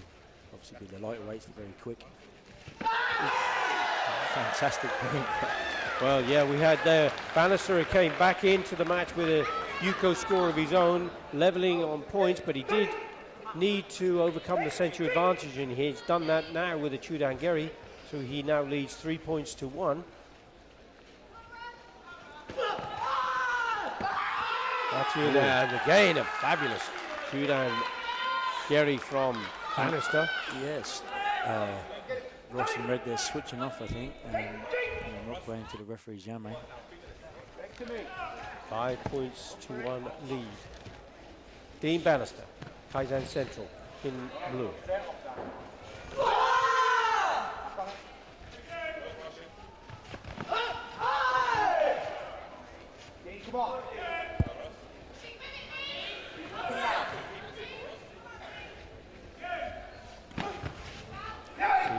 Bannister stepping back out of the tatami. First time though, so it's a Chikoku warning. Still has plenty of time on the clock, 1 minute 42 seconds. There's a good Zuki there from Matthew. Bannister just kind of came in a little bit slow that time, didn't he? He did. Great pull and go there from Ross. Yes. Keeping very composed, still a long way to go. Half the fight still And remaining. again, pull and go, as you say. Pull and go. That's exactly what he did. He's pulling them points back one by one.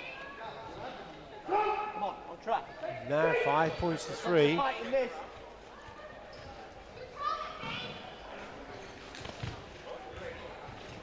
Five points to 3.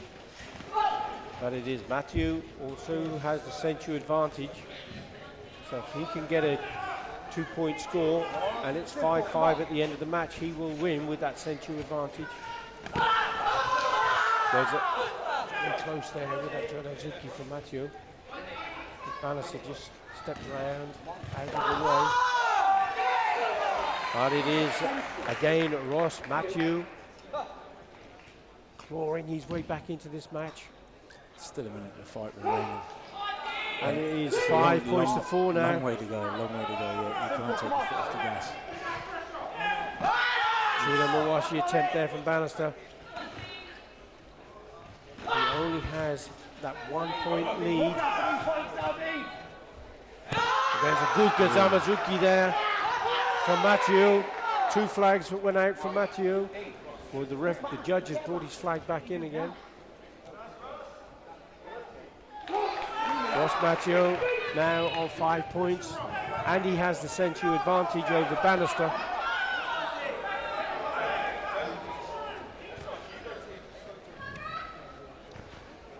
.30 seconds left of the match. 5 points to each. Ross Matthew in red with the Senchu advantage over Dean Bannister of Kaizen Central. Bannister now realizes that he has got to score at least 1 point if he is going to take this gold medal. We're in the last 5 seconds of the match. There's a flag for both. Only one flag for both of the competitors, so no. And it's time up. So that was quite a comeback, wasn't it, Davin? Very, very good comeback there from Matthew and Red. Again, no need to panic. He was 4-1 down, 5-1 down, I think it was, and he just clawed him back. And it was a century advantage. Century advantage, yep. Right at the beginning of the match, he took that century advantage, carried it all the way through, knowing full well that had he have equalled the scores, and he did, that he would take the win.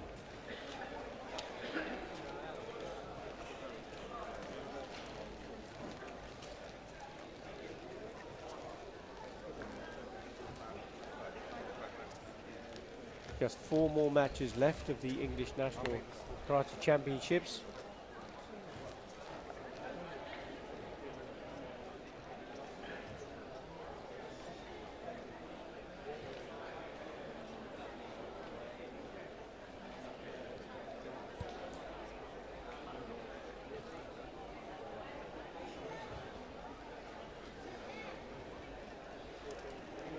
Coming towards the closing matches of the 2017 English Karate Federation National Championships here in the Leicester Arena.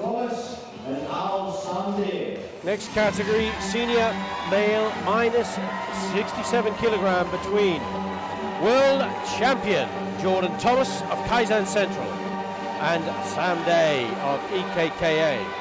Bronze medals went to Blue Paris, United Styles, and Haley Macrassi, JKS England. Well, this should be quite a good match, shouldn't it?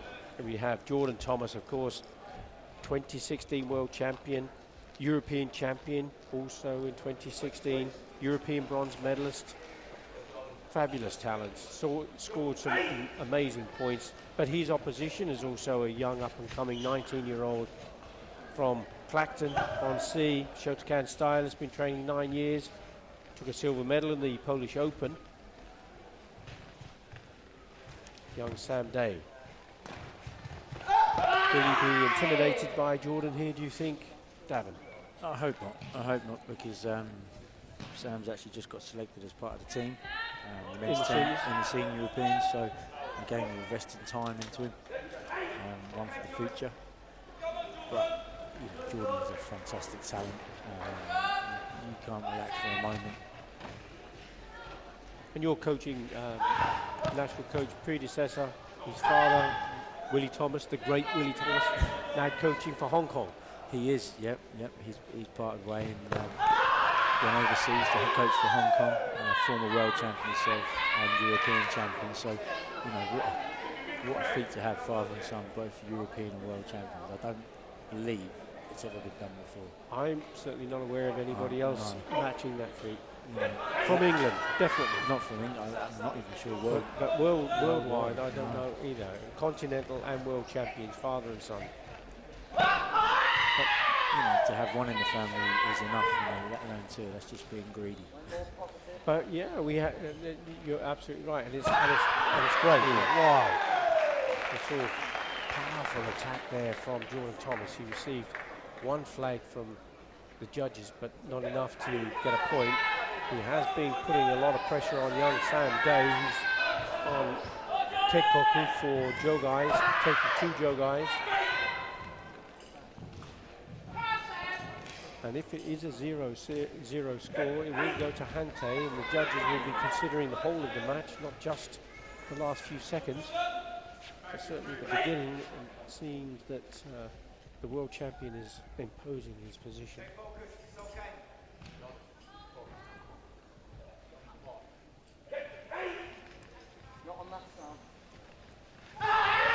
There's a Gazamazuki from Jordan Thomas, world champion. responding to his instruction from his coach and your joint national coach, Paul Newby. Yeah, not a lot needs to be said to Jordan, I think. You know, just as long as he keeps his head, you know, he's a threat to anybody in the world. The amount of ability he's got, you know, at the moment, hands, feet, anything can happen. Yeah, fabulous.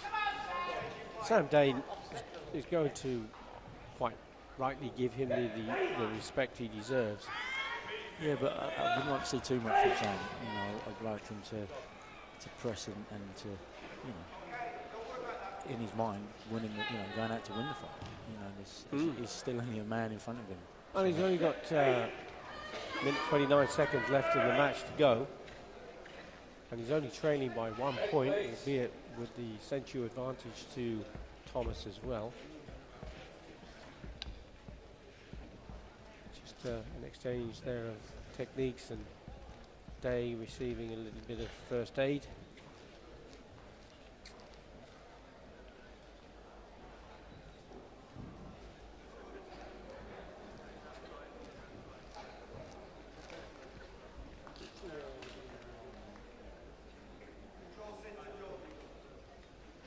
So what do you think Sam Day should be doing now?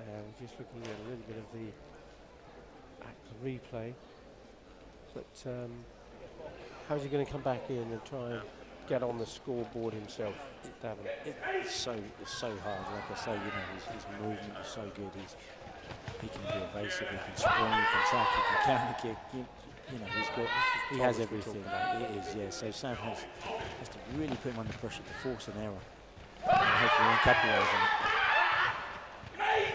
You see Jordan Thomas, punches flying in, kicks flying in. Yeah, you have to stay focused. Sam needs to concentrate. He's looking a little bit lost at the moment. Doesn't seem to have an answer.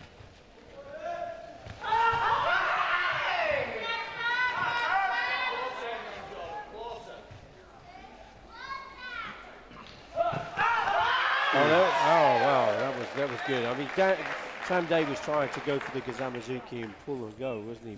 But actually, when he pulled, he did go. he did. Jordan Thomas did go. So he takes the score and extends his lead 2 Yukos to 0. You know, that's to show how athletic these fighters are nowadays. So quick and long. And I think we're out of range, and next minute they're on top of him, taking points.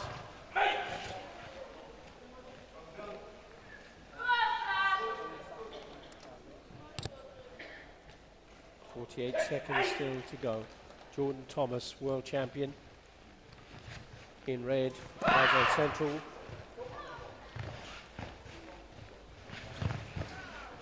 Thomas trying a sweep. Tad ambitious. A little bit of showboat going on, I think, now. He needs to stay focused. You know. Sam Day only needs to come in with a 3-point score, and he will take the advantage. Jordan Thomas extends his lead yet further with another score. 3 points to 0. Fantastic movement there. 24 seconds left. Still time for scores to be added on both sides. Oh, clever. Very clever move. He came off the backhand and then the front hand. He's just switching it up there. You know, 1 minute he's evasive, drawing him in. Next Changing gears. Changing gear off the line, straight at him. So Sam doesn't know whether he's coming or going. Oh! Best technique of the final so far. Oromawashi did the Mizuki, stepped in, punched, stepped off to the side. Jordan Oromawashi. 7 points to 0. Poor Sam Day just didn't see that coming, did he? Referee. A little bit outclassed there, I think, Sam. Yeah, the referee here, Tony Dent, just giving a warning for uncontrolled technique. In the last 10 seconds, 7 seconds left of the match. Jordan Thomas, world champion, still leading, 7 points to 0. Just tries that Jordan Zuki to get his maximum score of 8 points. which he did against Tadisi in the World Championships. He did, yeah. You know, there's not many world finals when you can say there's an 8-0 victory. That was some final. That was some final. And so was this. 7 points to 0. The world champion taking the English national title from his younger, less experienced Sam Day, who, as you say, I think is a great prospect for the future. Great prospect for the future. Hopefully he comes away from this and you know, learn from it.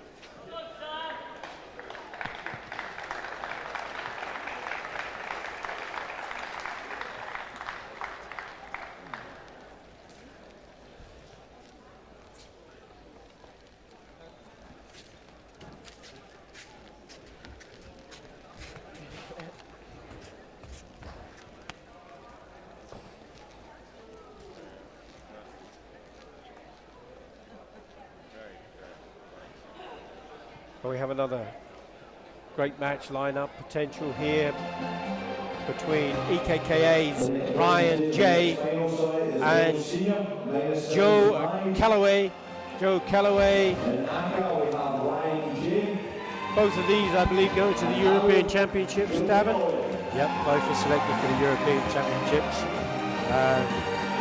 Both got individual spot. Ryan's actually going to move up to -84 category because we've got two fantastic fighters in that weight. Joe got the under 75 spot and Ryan got the under 84 category spot. Well, Ryan was 2 times gold medalist European champion. He was, yeah. Done incredibly well. He was a world silver medalist as well. Had a fantastic junior and cadet career. He's won the English National Championship 7 times. Joe Calloway, of course, he's the English openweight champion 2016, European bronze medalist. He was, yeah, this year, just back in February, he won his first major medal. A long time coming, a lot of hard work Joe's put behind the scenes to get him to this point. He fought really well in Bremen, didn't he? He did. He was a main player in the team, sort of coming of age. It's going to be a tight fight with these two. I would like to call who's going to win this one. Showing a lot of respect for each other. Opening flurry of techniques here. Ryan J just picking up a Chikoku warning from the referee, Peter Bibby.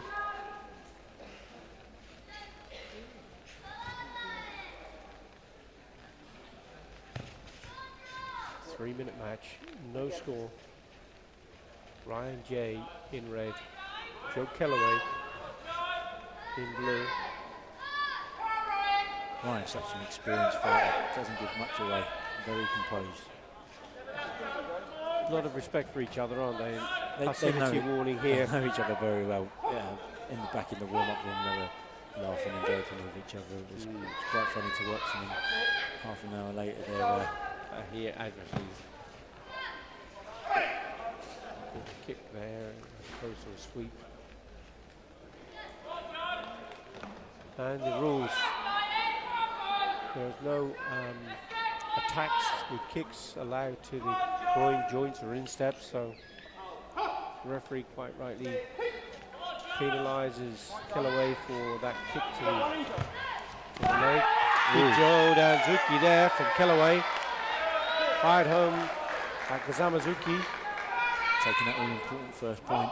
And he has century advantage.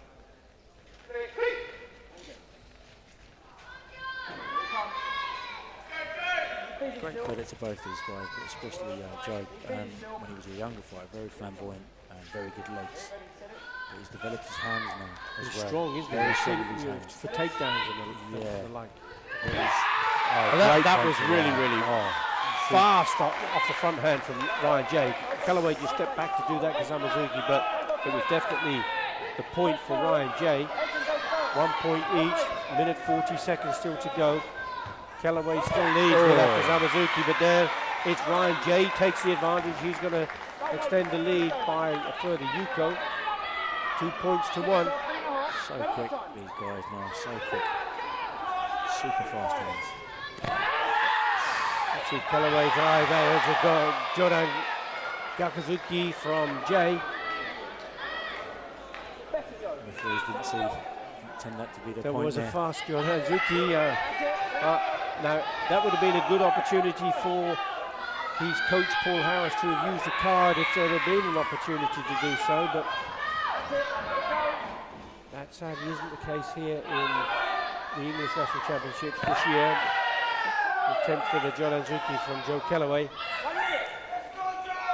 1 minute, 10 seconds left. Ryan J, EKKA in red, leading 2 points to 1 over Joe Kellaway. Kellaway just has one flag. Not enough to stop the match and give a point. There's another Jodanzuki there from Ryan J. Really good point. It was definitely first. Kellaway was also throwing a punch out there. In the last minute of the match, Ryan J still leads 3 points to 1. Ryan showing a lot of experience there, knowing when to go, when not to go. Moves out of the way. Good Taisabaki. Very, very good. His decision making is on point. Drawing him in, knowing when to spring.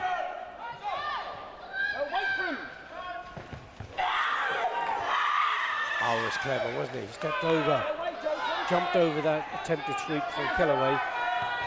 Throws the Zuki. It's because he's doubling up the techniques that's making all the difference there, isn't it? Yeah, not stopping on one. Following up back-to-back techniques.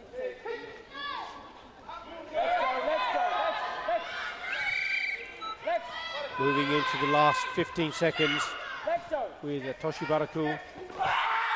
Another really good point from Ryan J. Joe Kellaway trailing 4 points to 1. Even though he has the century advantage he's got, if he can find a high score, 3-point score, he tries to Jonah Mawashi, but there was an Mawashi. And it was at time up, 0-0. Great deal of pride there from Ryan J being shown. Joe Kellaway receiving Hansoku Chui, and the win goes to Ryan J. That was a cracking match, wasn't it? Best final, I think, by far. Cracking match. His coach, Paul Harris, must be absolutely delighted with the way he performed. And actually, you as national coaches must be quite pleased with the way the regional coaches are working. Oh, definitely. Yeah, we have the right people in place now, and some great coaches. Right. And do you share tactics? You get together? I know, Davin, you've been working in a similar sort of area. We have, yeah. So, myself and Paul, we're sort of only been made national coaches recently, so it's all a work in progress. We do tend to hold some seminars on coaching and getting the coaches all on the same page. But we know at the moment all the regional coaches are on the same page. We've got ex-world champions in there, passing on their knowledge. So, So that's really important, isn't it, for the future of the sport, and building up for the Olympics. Building up for the Olympics. The plan, of course, now we've got Team GB to look forward to, and a contribution to get English karate into that. That's the aim. Yeah, hopefully, we have to get people selected first for the Olympics. So that's the main aim. These guys need to be on it now. Very important. We've had some wonderful champions. We've got another one now, the son of another multiple world champion, Wayne Otto, in Jamal Otto from Uchiru, who'll be in blue. His opposition from the WIKF, Jerome Brown. Bronze medal matches went to Ben Slater and to Devante Walters. Referee for this match from Ireland, Mr. Michael Hogan.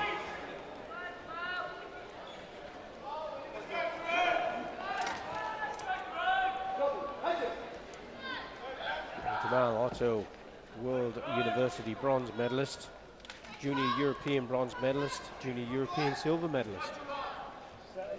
Another wonderful talent. And his opposition, Jerome Brown, inexperienced by comparison, Davin. On paper, yes. Yeah. But you know him well? Not so well as Jamal. But he's just opened the score with a three flags going his way. He's not reading the script, he's writing his own script. Yes, he is indeed. So it's Jerome Brown was leading 1-0 with a century advantage, but Jamal Otto's come back in, 1 point each. And again, shut him down and go.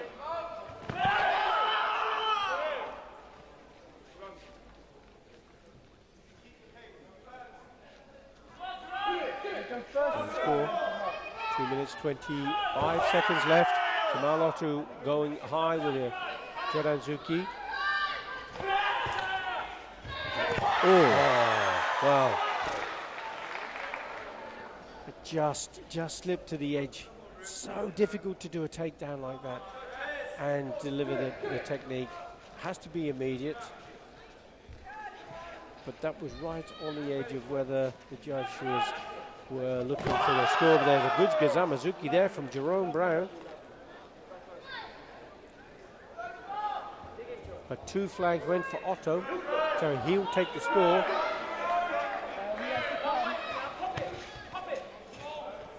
Keep the gate ready. Yeah, mate. Yeah, it looks like Jerome Brown was forcing Jamal Otto out, so he will get the warning against him for pushing.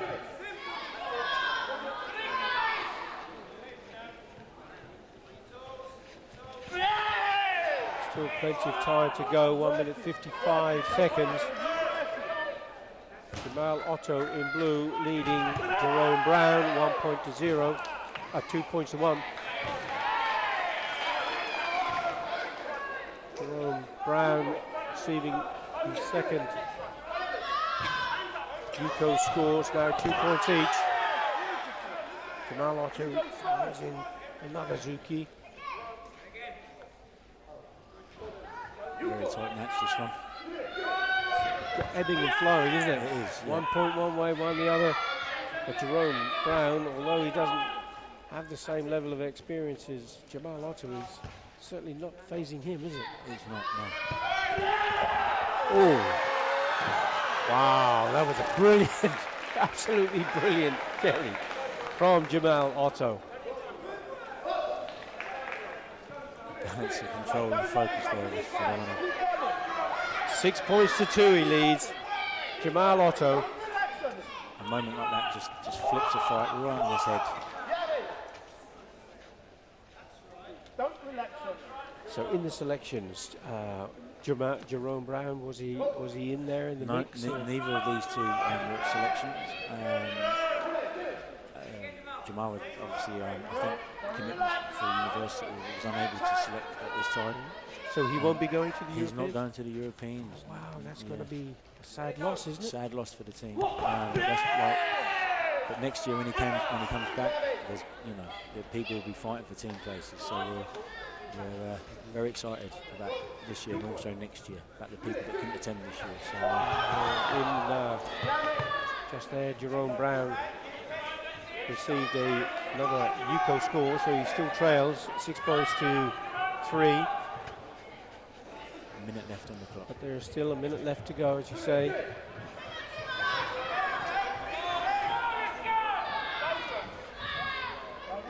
Jerome Brown still only a youngster in his own right. He's only 22 years old, from London. But plays in Islington and Wado. Come back in again with another score, so he's not being phased here. He's not. And 2 point score and he's back in there. Jamal needs to stay awake there. This lapse of concentration. Easy point there for Jerome. Jerome is also a keen mixed martial artist, so he doesn't mind mixing it and roughening it up a bit. Quite happy to do so. Well, there's a great Jodanzuki there from Jerome Brown. Only got 1 flag. What a shame. He's moving back. But we're moving into the last 30 seconds of the match. Jamal Otto still leading 6 points to 4. Both delivering punches, but it's Jamal Otto that gets the score. 7 points to 4, he leads now. Tries to hook there, and Jonathan Mawashi from Brown.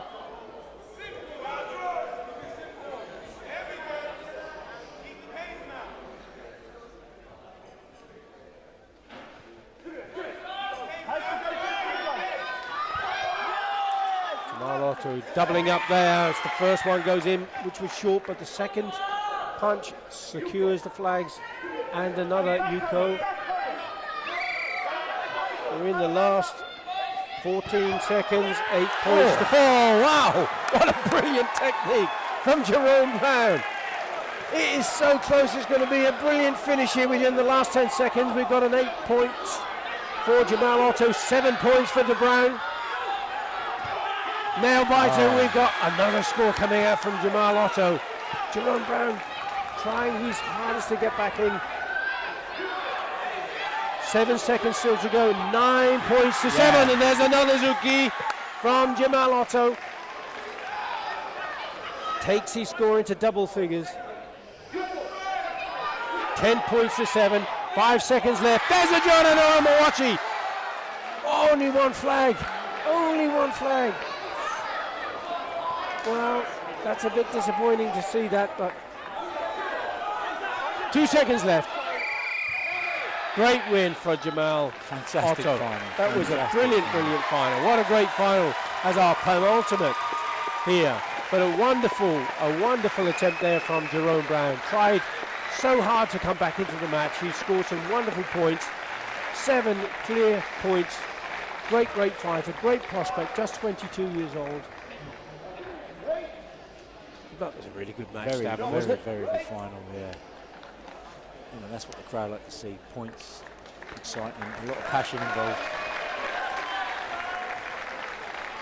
Super. That last Jordan Oramawashi there, it looks so good from here. It did from here. I would have scored it. I'm glad I'm not a ref. Well, it's all about angles though, I suppose, but all the judges see it quite the same. If there's get any actual replays opportunity for that Oramawashi. But we are moving now into the very last of the matches of the 2017 English Karate Federation Senior Black Belt Championships. And the last match is between Rogerio Emmerich, Veras Academy in red, his opposition Brandon Jewell, Traditional Karate Do. Referee for this match is Brian Jarvis. Bronze medals went to Chandler Walters of Biko and Luke Bryce of Yuichiro.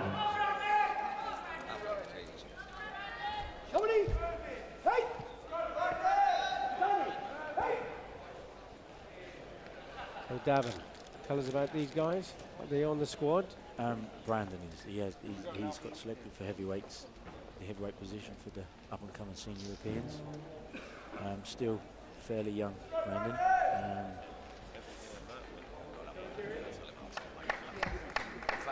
He's been quite successful in his style championships, hasn't he? European I style believe so. championships. Yes, he has. Yeah, but still only 19 years old. So you know, he's got his place at the moment for the seniors, and I believe he's trained full time. You know, so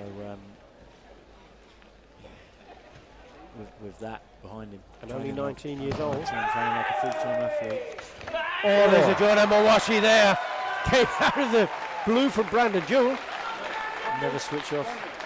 And that's exactly what he did, didn't he? He did. He thought he'd scored, pulled out. Rogero Emmerich stepped back, looked over to the side, and walked straight into that Jordan Mawashi from Brandon Jewell. He takes the 3-point score and the Yuka and the Senchu. And the Senchu, so you know, he has to get Emmerich's 4 now back. got to get 4 back is a big ask. Yeah. Is it within his capabilities? 28 years old, he trains with Veras Academy. He's a Shotokan stylist. But it's Emmerich again who secures the flag support from the judges and takes another Yuko.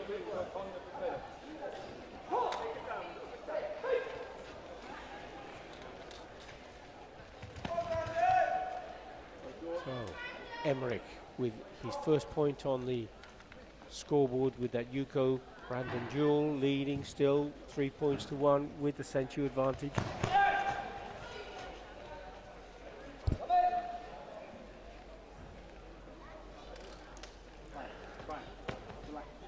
Just a little bit of These are brand new mats. This is the English Karate Federation have bought these mats from MMA Mats. MMA Mats supplies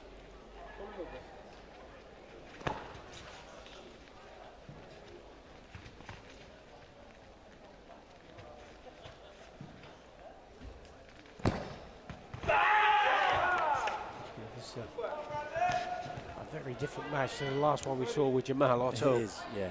And Jerome Brown, high scoring.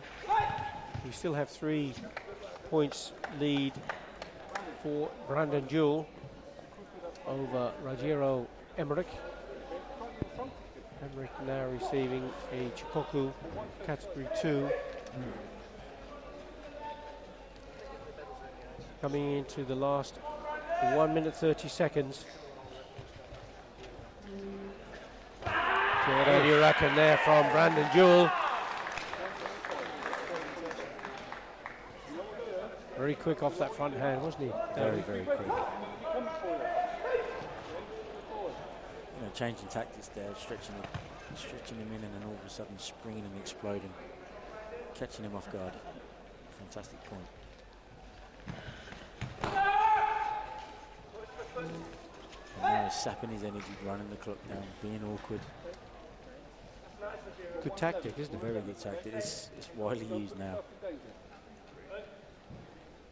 And it's right on the edge without getting penalised. penalised. Yeah, In fact, what he's done is he's forced an error on his opponent's behalf. Rogero Emmerich there just received a second category 2 warning. Keikoku. 1 minute now. Okay. Now in the last minute of the match. Brandon Jewell in blue still leading 4 points to 1. And the Sensu advantage.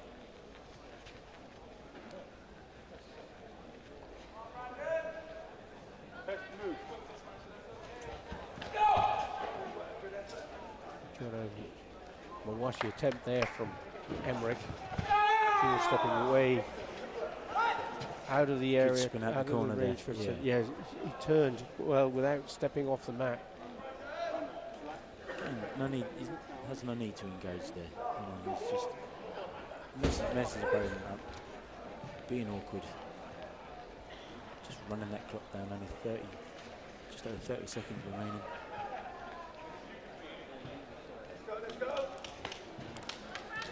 I think Red needs to do a little bit more. Yeah, Rogero Emmerich, his coach, Alton Brown calling the out, telling him to go.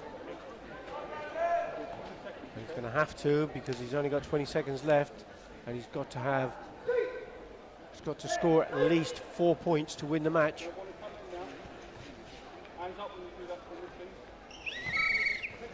There's the sounding whistle for Toshi Baraku. Under 10 seconds still to go. Brandon Jewell still leads comfortably 4 points to 1.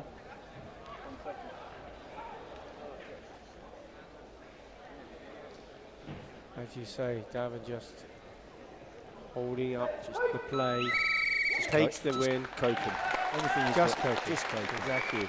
And he takes the lead, and he takes the win there for the last match of the English Karate Federation Championships, the male plus 84 kilogram. Win to Brandon Jewell over Rogero Emmerich. Well, we come to the end of the matches. We're going to have the medal presentation soon, Davin, but just to reflect on a few of those matches, I mean, there's got to be Jamal Otto and Jerome Brown. That was a fabulous match, wasn't it? Yeah, it was equally as good as Ryan and Joe. Yes. Callaway and Ryan and Joe. You know, there was back-to-back fantastic finals there. Different to the heavyweight final there, but you know, how exciting.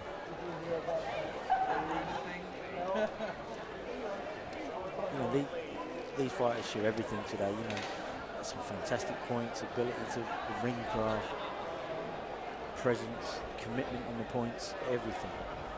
And the techniques. the highlight for you?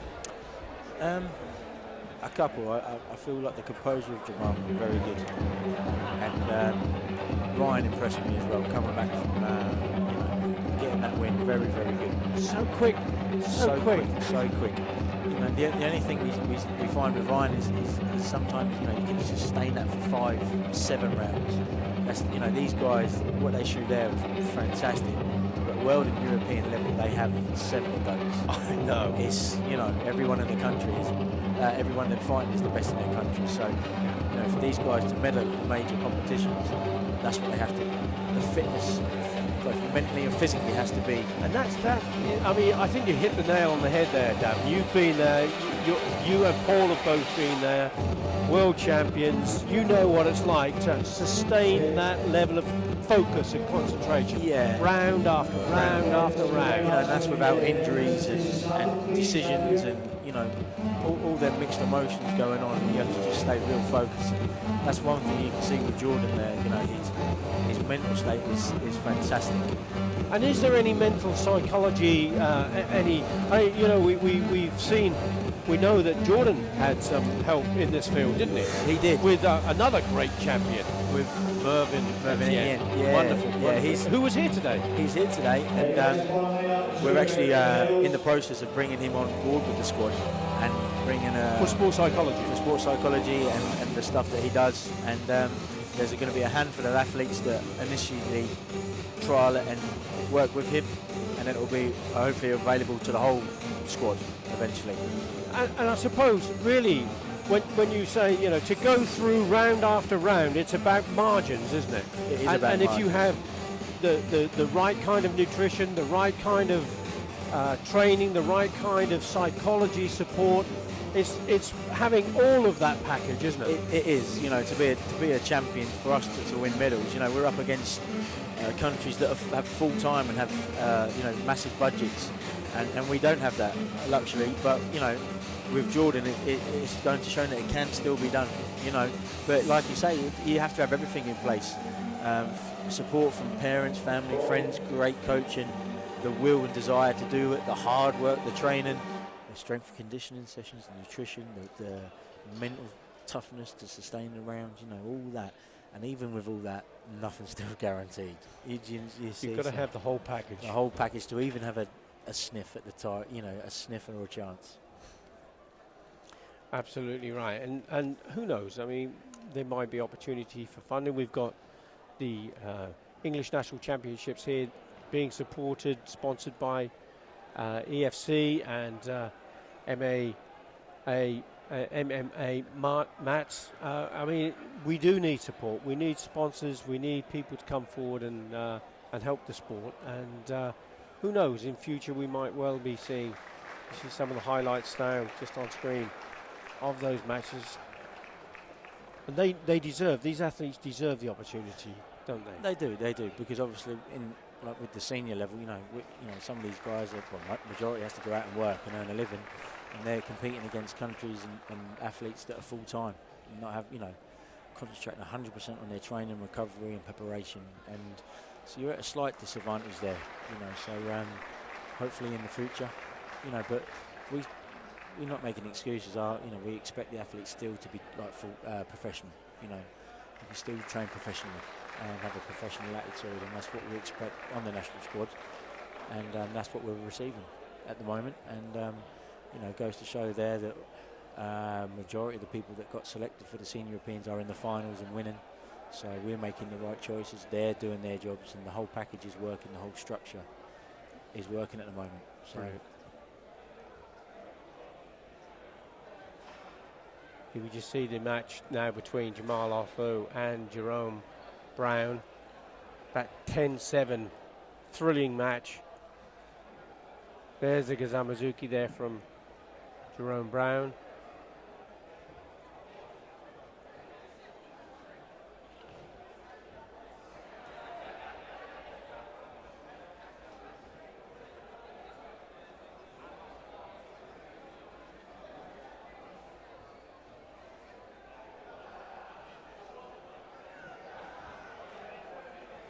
Once more, Jerome Brown with that front hand.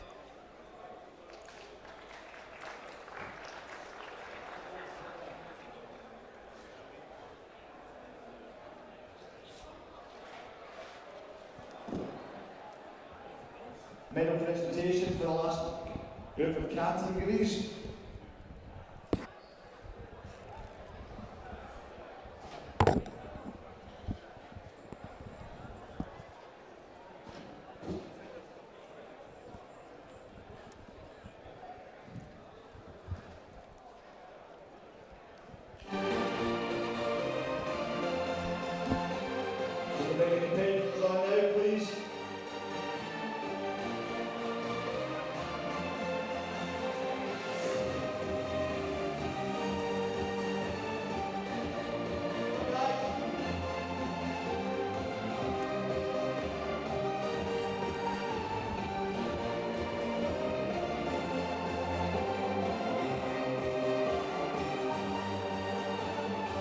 So we just welcome the athletes to receive the medals.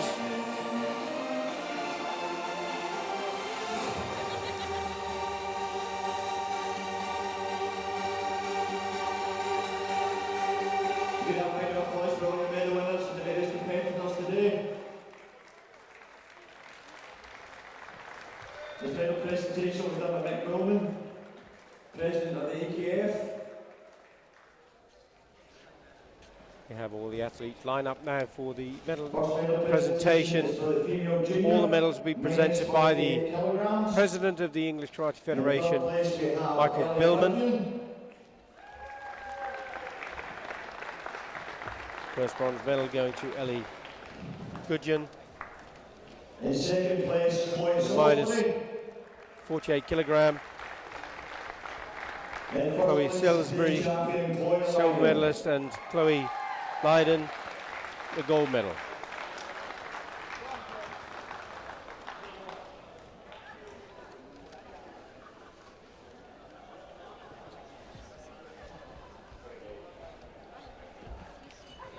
The next medal presentation is for the female junior, -53 kilograms. In joint third place, Diane Tasker and Amber Bannister.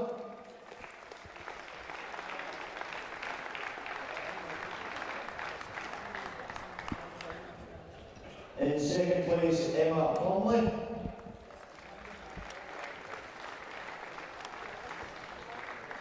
In first place is today's champion, Maisie Ravens.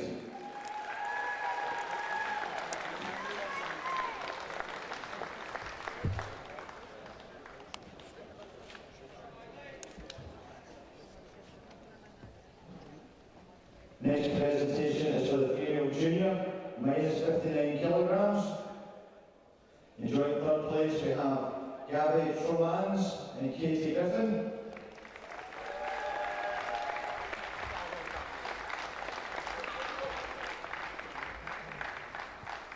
In second place, Lily Smith.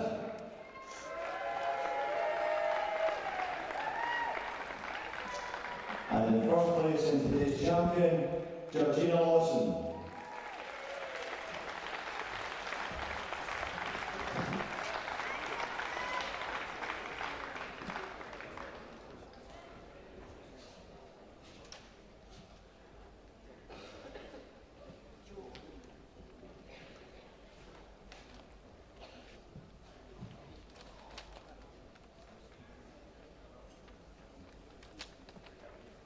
Medal presentation for the female junior, +59 kilograms.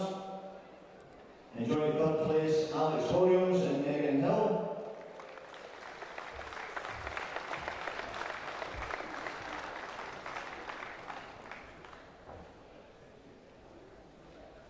In second place, Lydia Rowlett.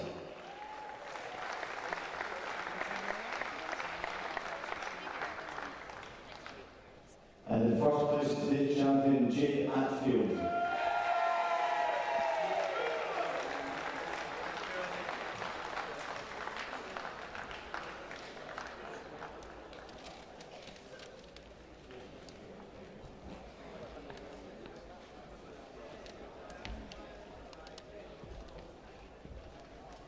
This medal presentation now is for the male senior, -60 kilograms. Enjoying third place, Terry Mayers and Ben Story.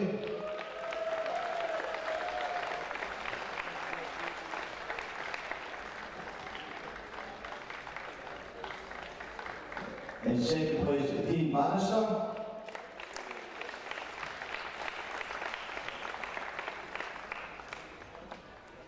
And the first place is today's champion, Ross Matthew.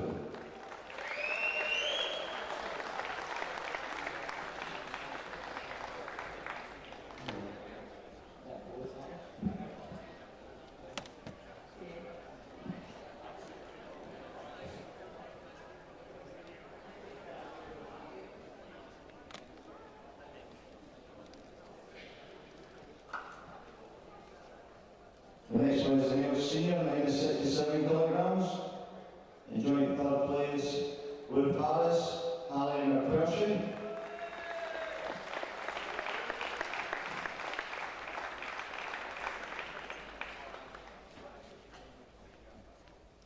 In second place is Sam Day.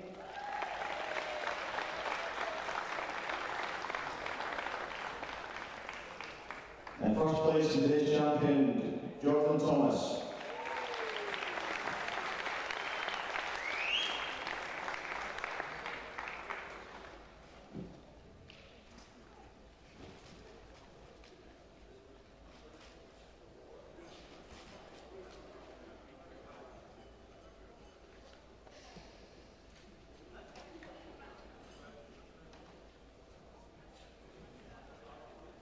Next medal presentation of Neil Senior, minus 75. And I will get this wrong, so I do apologise. Terry Brigdale and Panyotis as the judges.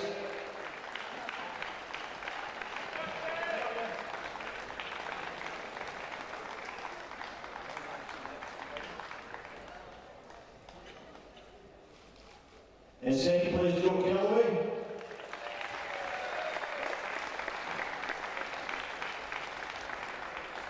And the first place is today's champion, Ryan J.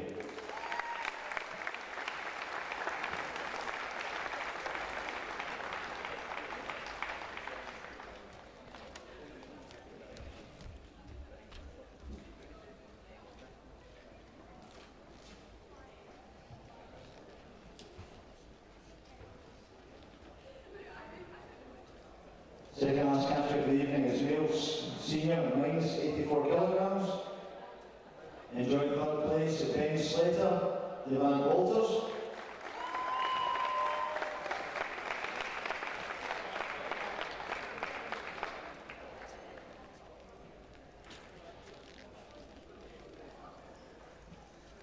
In second place, Jerome Brown.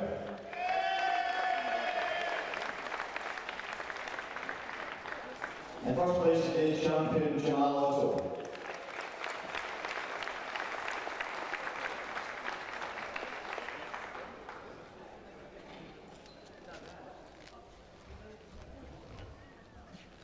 And the final medal presentations for tonight are for the male senior, plus 84 kilograms. Enjoying third place, Chandler Walters and Bryce Luke.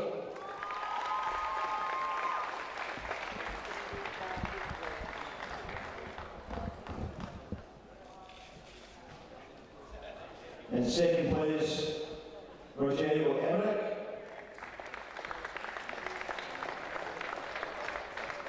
And the first place is the champion, Brandon Joe.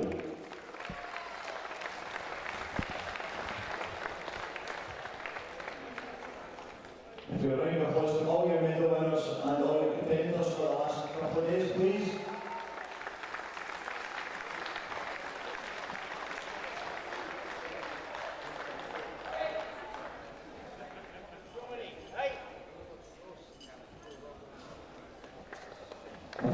Thank you for all the spectators who came along and supported the event. Without you guys, this wouldn't work. So thank you very much for coming along and supporting the event. Thank you. We have come to the end of the English Karate Federation National Championships 2017 here in the Leicester Arena. We've had a fantastic event. It's been really well organised.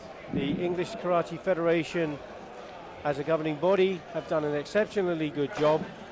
We'd like to thank very much our sponsors, the Educational Funding Company and MMA Mats, for their support. Our officials here, led by Mr. Dale Gamble, the chief referee for the English Karate Federation. I think the team have done an incredibly good job. But most of all, the athletes who have provided us with a fabulous show of karate this afternoon.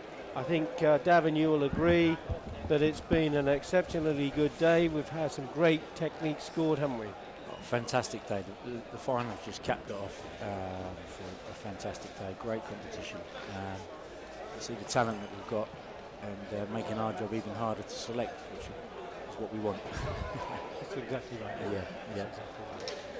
Well, it's been absolutely fantastic. I'd just like to say thank you very much indeed for everybody for staying tuned and joining the live stream. I think the event has been brilliant.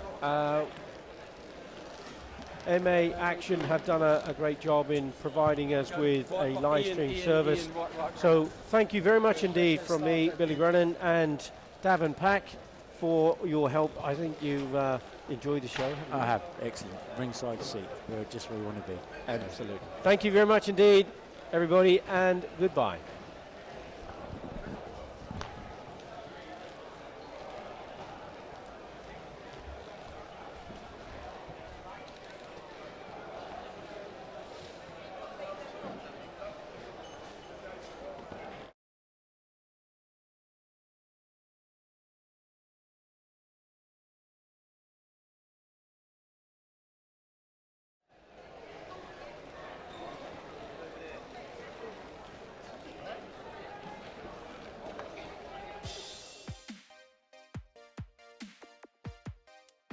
Do you run a martial arts school?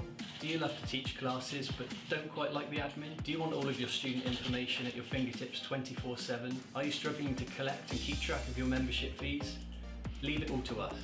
Established in 1967, we were the first tuition billing company for martial arts schools in the UK. We offer a full service package of fee collection, software and business coaching. Whether you're a startup business with small numbers or a multi-school operator with hundreds of members, our systems and tools are here to help you. EFC are experts in offering support and coaching for martial arts schools. We strive to be a dependable, trustworthy support service, and we like to build long-lasting relationships with our clients. We are so confident in our offering that there is no tie-in, and new clients even benefit from 1 month's free service when they join. We've helped thousands of martial arts schools worldwide achieve their business goals. Contact us today to find out how we can help you.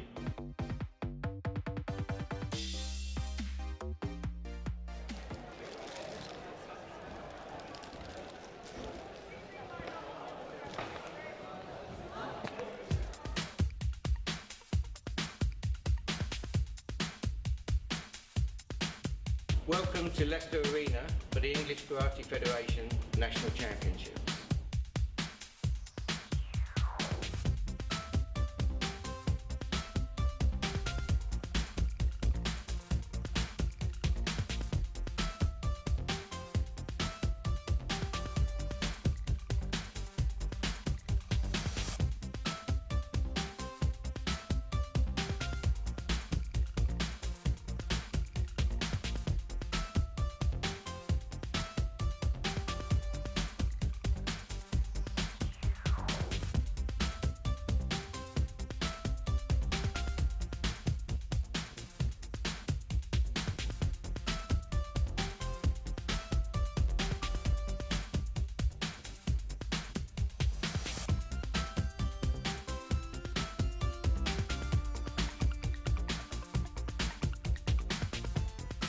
How are you doing? Hi, good, thank you. Right. You're used to these kind of venues, aren't you? Yeah, no, I'm very experienced. So So you're a squad member? I am. Yeah, I've been on the England team since I was 14 years old. So the Not English competing? Championships. Yeah, I'm Not competing competing tomorrow. today? Tomorrow. Tomorrow I'm competing. Yeah, in the So kumite. what do you think of the new venue then? It's fantastic. It's been at Pondsforge since I've been doing the English Championships. But I think it's good to have something, a fresh venue. And yeah, I think, really just, you want a championship feel. You don't want it to be in a little side sports arena. So to have, a big seating area, somewhere where spectators can really feel part of it as well, I think is a massive thing. So Close to the action. yeah, definitely. And I think the 6 areas as well really make a difference.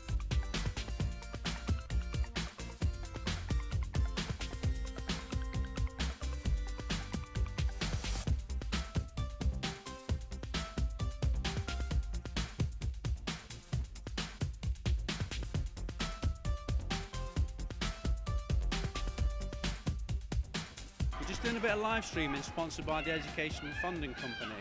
So we just want to get your views on the tournament since we moved it to Leicester. I think it's a better move for us. Basically, we've got to take English karate to another level.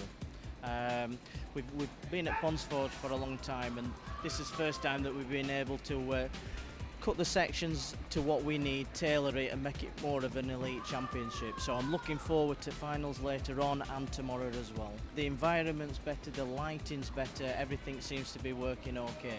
So it's coming across that way, and I hope competitors feel that as well. Sure. We've just been speaking to one of the England competitors, one of the EKF squad members, and she was saying the audience feel a lot more involved today. Would you agree? I think so, because we've catered for them so that they can actually have more room so they can sit down and they can see it from one area. And again, when we get finals, they'll really get into it more, because it'll just be a spotlight on one area and they'll be able to all come together and see what English karate is all about. All we're doing is replicating what goes off in world and European events, and we're just doing exactly the same for ours, so that's what we need to do.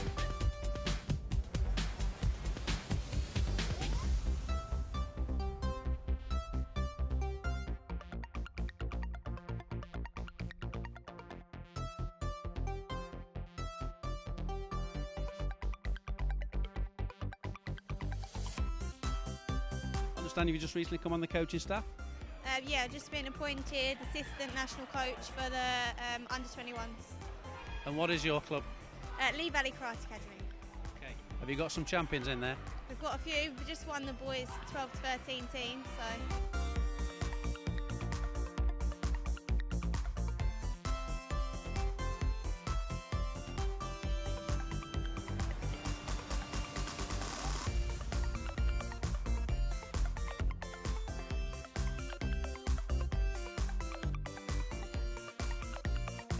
It's great. We're stopping over tonight.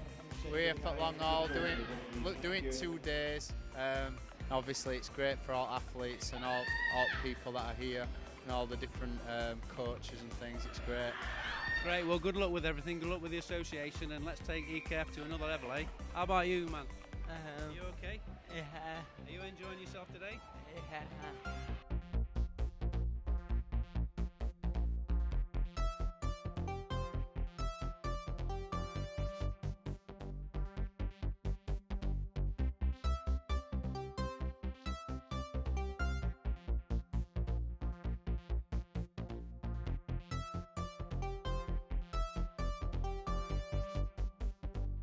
Actually, yes, we have one very big, very important date coming up, which is the World Karate Day, and that will be held on the 17th of June around the world. This will hopefully be the biggest karate event ever, and will be held on the same day around the world in all of these different countries. We will have a very big audience for this event, as there are over 100 million people practicing karate around the world. The WKF, who are recognised by the IOC, are responsible for 10 million of those members. The English Karate Federation, who are recognised by the WKF, are in turn recognised by the IOC, as are the other home nations, Scotland, Northern Ireland and Wales. We hope you enjoy the live streaming of the English Karate Federation National Championships, kindly sponsored by the EFC.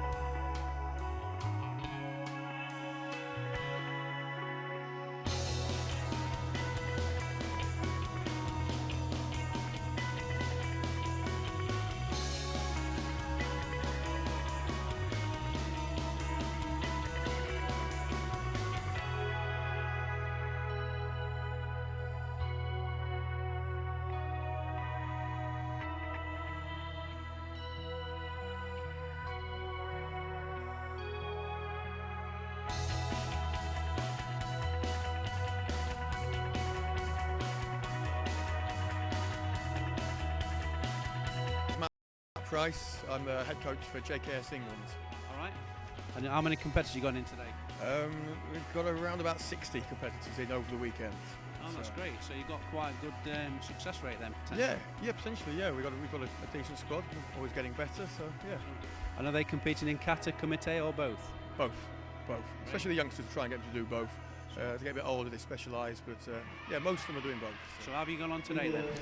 So far, so good. So we've got a good handful of medals, and we've got a few in the finals later on. So yeah, so far, so good. I'm Rory Daniels. I am here with the Western Karate Union national squad, competing at the national championships. Great. Have you got a big squad here? We've got 3 in, because obviously the age group's 16 plus tomorrow, and we've got about a dozen tomorrow. So yeah, there's quite a few of us, and we're doing okay. So far we've got 1 in the final, and we've got a bronze medal, so not bad for the numbers today. It's good. That's good. Good turnout then, yeah.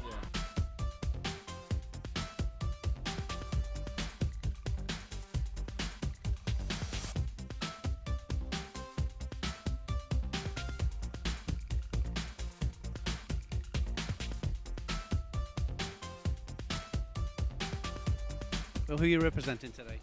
We're EKKA and we're based at Ipswich. EKKA Karate Association. We've got about 20 fighters here, but only 1 cutter this weekend.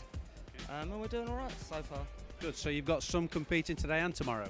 Yeah, we've got about 10 today and about 11 tomorrow. We've got more seniors than we have juniors. Okay. So, And how's the squad done today? at the moment, we've got 1 silver and 1 gold. So we're doing okay. Excellent, that's pretty good from a number like that, yeah. So you're looking forward to tomorrow? Yeah, it's going to be our big day tomorrow. I'm hoping it's going to be our big day tomorrow.